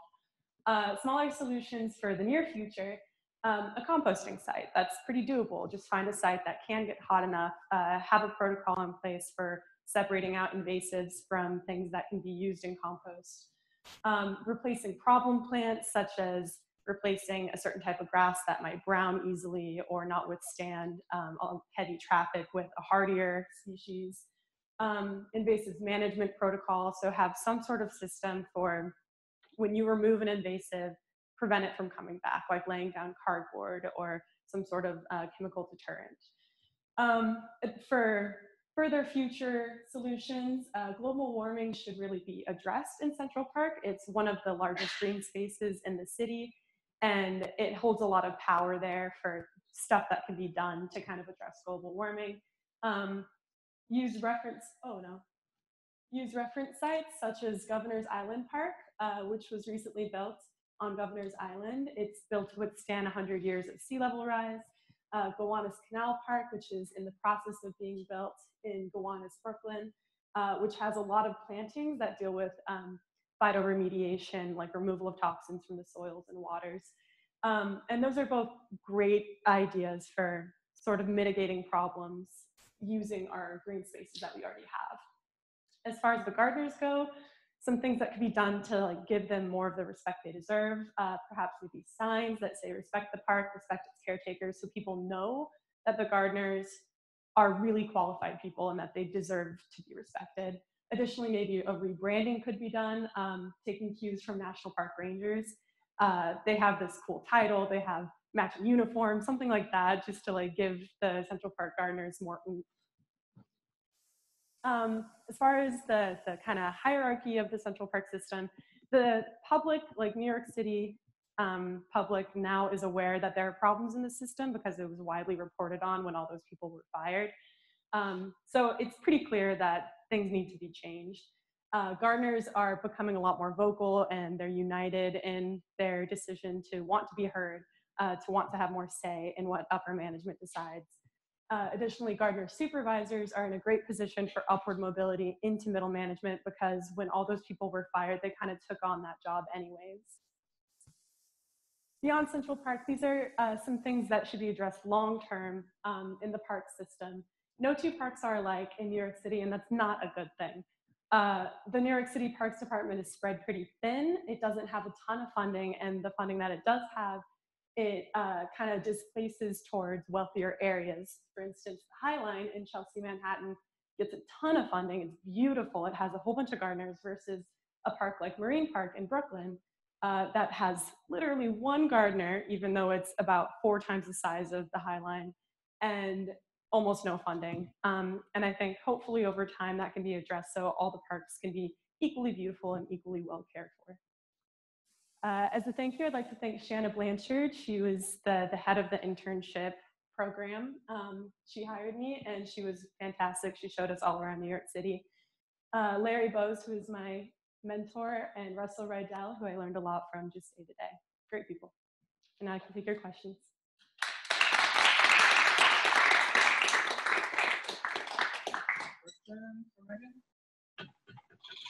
Why is it not a good thing that all no two parks are alike in the city?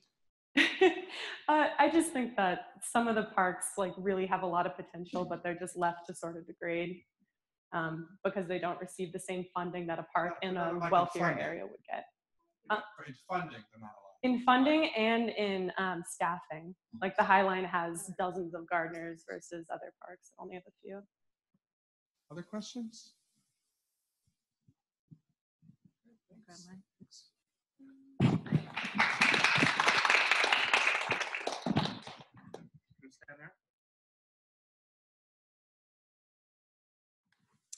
Our final speaker of the day is woohoo for Matt or woohoo for final speaker.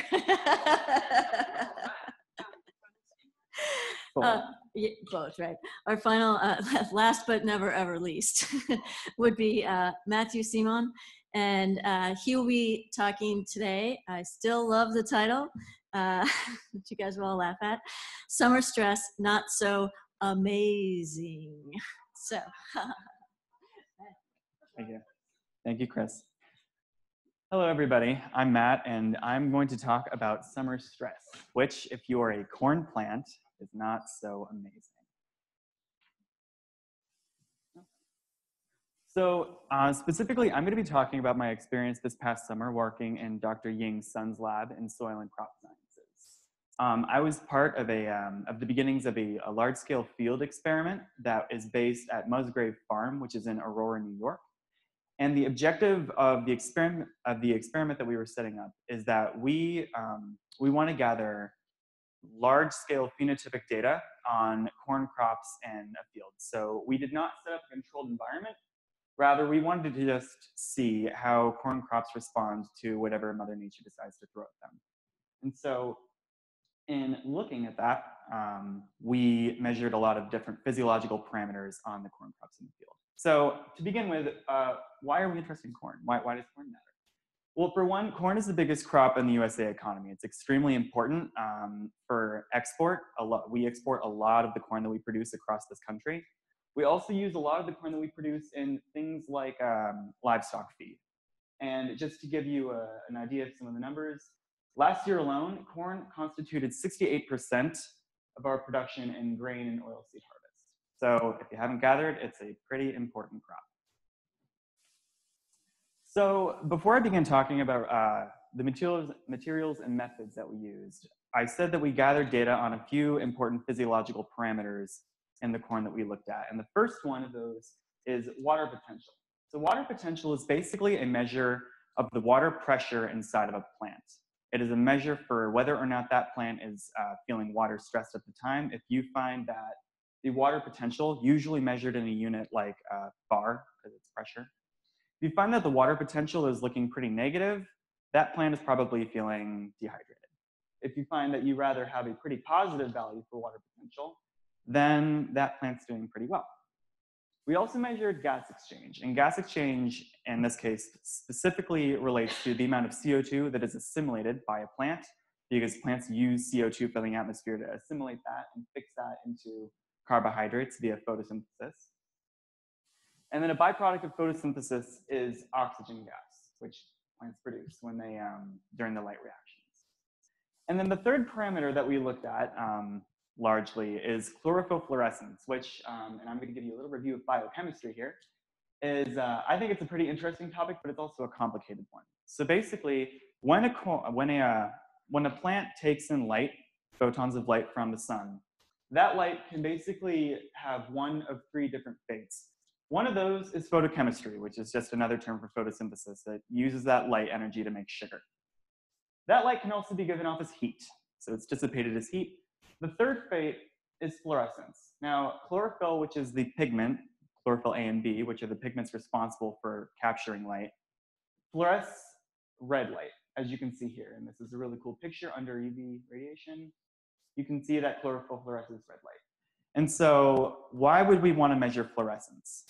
Because if a plant is fluorescing a lot, then that means that less of that light energy is being directed towards photochemistry. So high fluorescence, likely a lower value for photochemistry efficiency. So to begin, materials and methods, we measured water potential by using something called a pressure bomb, which is basically a giant briefcase with a little nozzle here that you can insert a little leaf cutting into. And then you turn another nozzle and you fill a chamber with gas, so you build up pressure and you get it to the point at which the water begins to escape the leaf. So at the point at which you see little water droplets form on the leaf's cut surface, that is basically giving you the water pressure of the leaf. And typically our goal was to measure this parameter in the early morning, so around 7 or 8 o'clock a.m. in the field. In terms of measuring chlorophyll fluorescence and gas exchange, we used a very wonderful fancy machine called a GFS 3000. And how that machine basically works is it has like a cuvette that you clamp onto a leaf. And first we would dark adapt a leaf, which is what you need to do if you want to measure chlorophyll fluorescence. we would take a piece of tinfoil and wrap it around a leaf, so we would dark adapt it. And then we would take the GFS 3000, which I provided a picture of here, and we would clamp it onto the surface of a leaf. And that machine would simultaneously measure the amount of CO2 that was assimilated and basically taken up by the plant. It would also measure how much O2, oxygen gas, is being introduced into the atmosphere of that little microenvironment in the cuvette. And after shining a bright, brief flash of light on the leaf tissue, it would measure chlorophyll fluorescence to give us an idea of how efficient that plant was photosynthesizing. So the use of the pressure bomb and the GFS 3000 were things that we largely intended to use in the field, whereas in the wet lab, we did a lot of chlorophyll quantification by using a UV-vis spectrometer. And basically what we did with this is we would take leaf tissue from corn plants, we would freeze dry them, grind them up, and then we would extract things like chlorophyll A and B and carotenoids from those leaf tissues, and we would use a UV-vis spectrometer, kindly provided to us by the Martinez lab on floor 9, to basically gain an idea of what the concentrations of these pigments were in the corn. And finally, I wasn't directly involved in these materials and methods, but we also used a very large metal tower with arms that we fixed onto it so that we could put data collectors onto the arms that gathered data on things like ambient humidity, the amount of sunlight, and just gather data from the environment of the field. And we also used soil moisture probes, which were kindly provided to us by Dr. Jeff Marconian, so we could gather data on soil moisture. Results. So this summer was kind of a washout. We had a lot of rain. I don't know what the stats are for Ithaca, but in Aurora at Musgrave Farm, they had the wettest July for, I think, around 40-something years. So it was a very, very, very rainy summer. So why is that a problem if you're doing field work? Hopefully in a lab, something like rain isn't going to be a problem if you're indoors. But if you're in a field where a lot of the roads are dirt roads, which turn to mud when it rains very hard, getting to the farm can become a substantial challenge. And so during late June and the month of July, we had a pretty difficult time getting to the farm to collect data a few times. So as a result, that delayed our collection of field data until I think it was late July, and then to early August is when we really hit the ground running with collecting field data. Some hardware that we used became damaged. For instance, we used two data collectors that we stored inside of a styrofoam cooler, which turned out to not be 100% watertight. That's the styrofoam cooler right there. And so because water doesn't really mix very well with computer hardware, we had to go back to the drawing board and figure out a new way to protect that equipment. So that was an ongoing project. Personally, I thought it was a fun thing to work on, but it was an ongoing challenge for us. And also the metal tower that I mentioned, it's tall and it has a lot of arms onto it. So in the case of inclement weather and high wind conditions, the metal tower wasn't super stable, so that was also a source of concern for us. I will go over the fact that I did get some data. The other undergraduate student that I worked with in the lab and I, we did a lot of practice in extracting chlorophyll. So what we did is we had some plants that we basically stored in the sunroom in Bradfield, and then we would snip off the leaves, freeze dry them, and just practice the chlorophyll extraction procedure on those leaves. And elephant in the room, the 16th of June, I don't know what I did there, but I made a mistake here such that I got much higher reads for chlorophyll and carotenoid concentrations. So sorry, ignore that.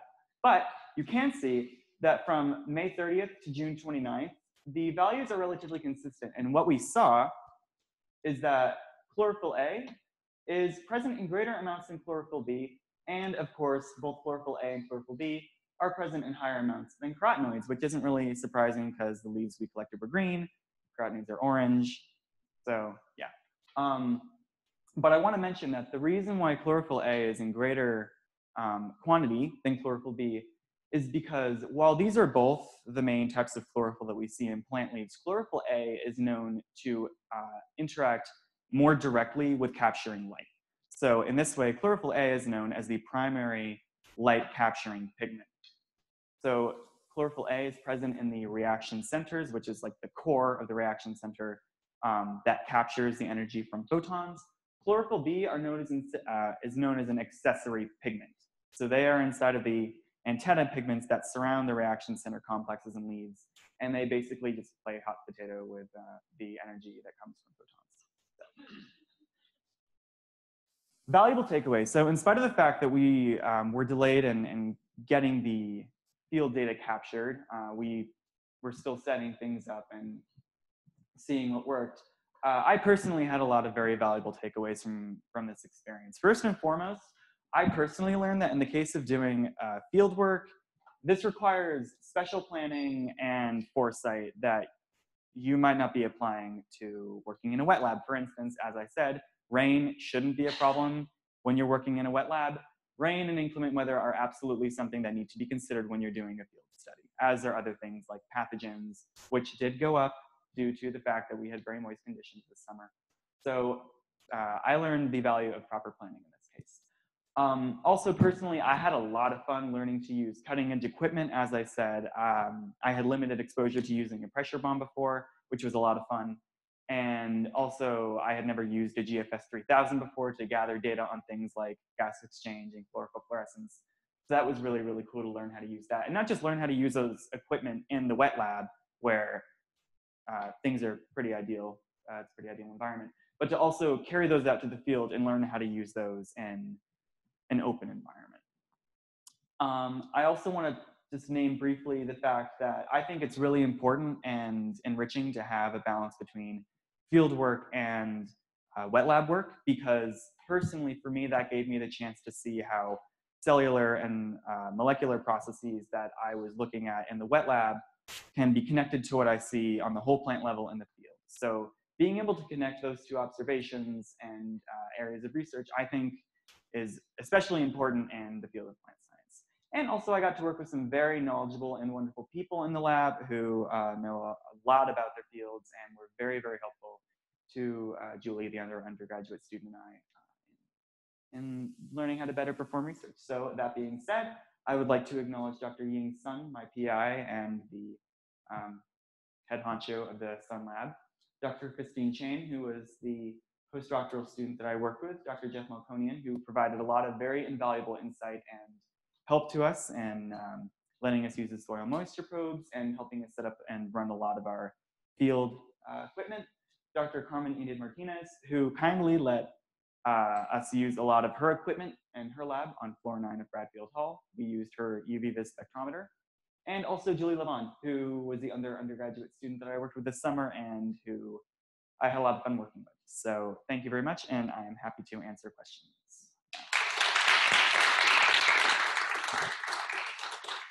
Questions for Matt?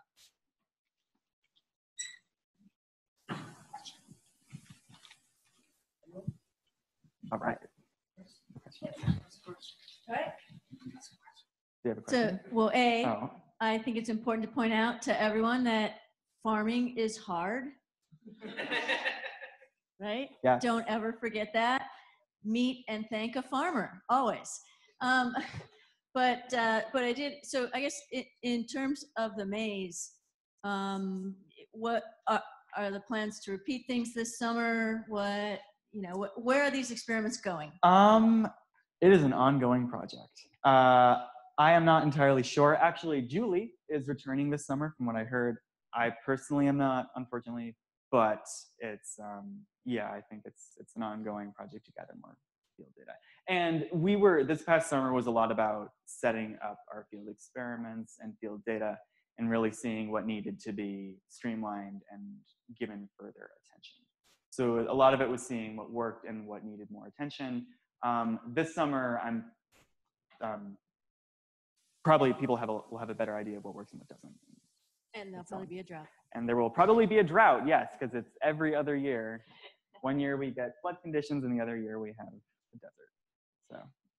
All right. Well, thank you, Matthew. Thank you. Good job. What do I do now? I'm the last one. Okay. Yeah, take this stuff off and go sit down. Yeah. So I would like to thank all of the students. Again, you guys did a great job. I would love to get a picture of you to tweet out after, so you guys can all just hang out there, and Mike has to go there so I can get a picture of everyone to tweet out. And thank Mike, my partner in crime, for this capstone seminar series. So we'll see you all next year, except you guys.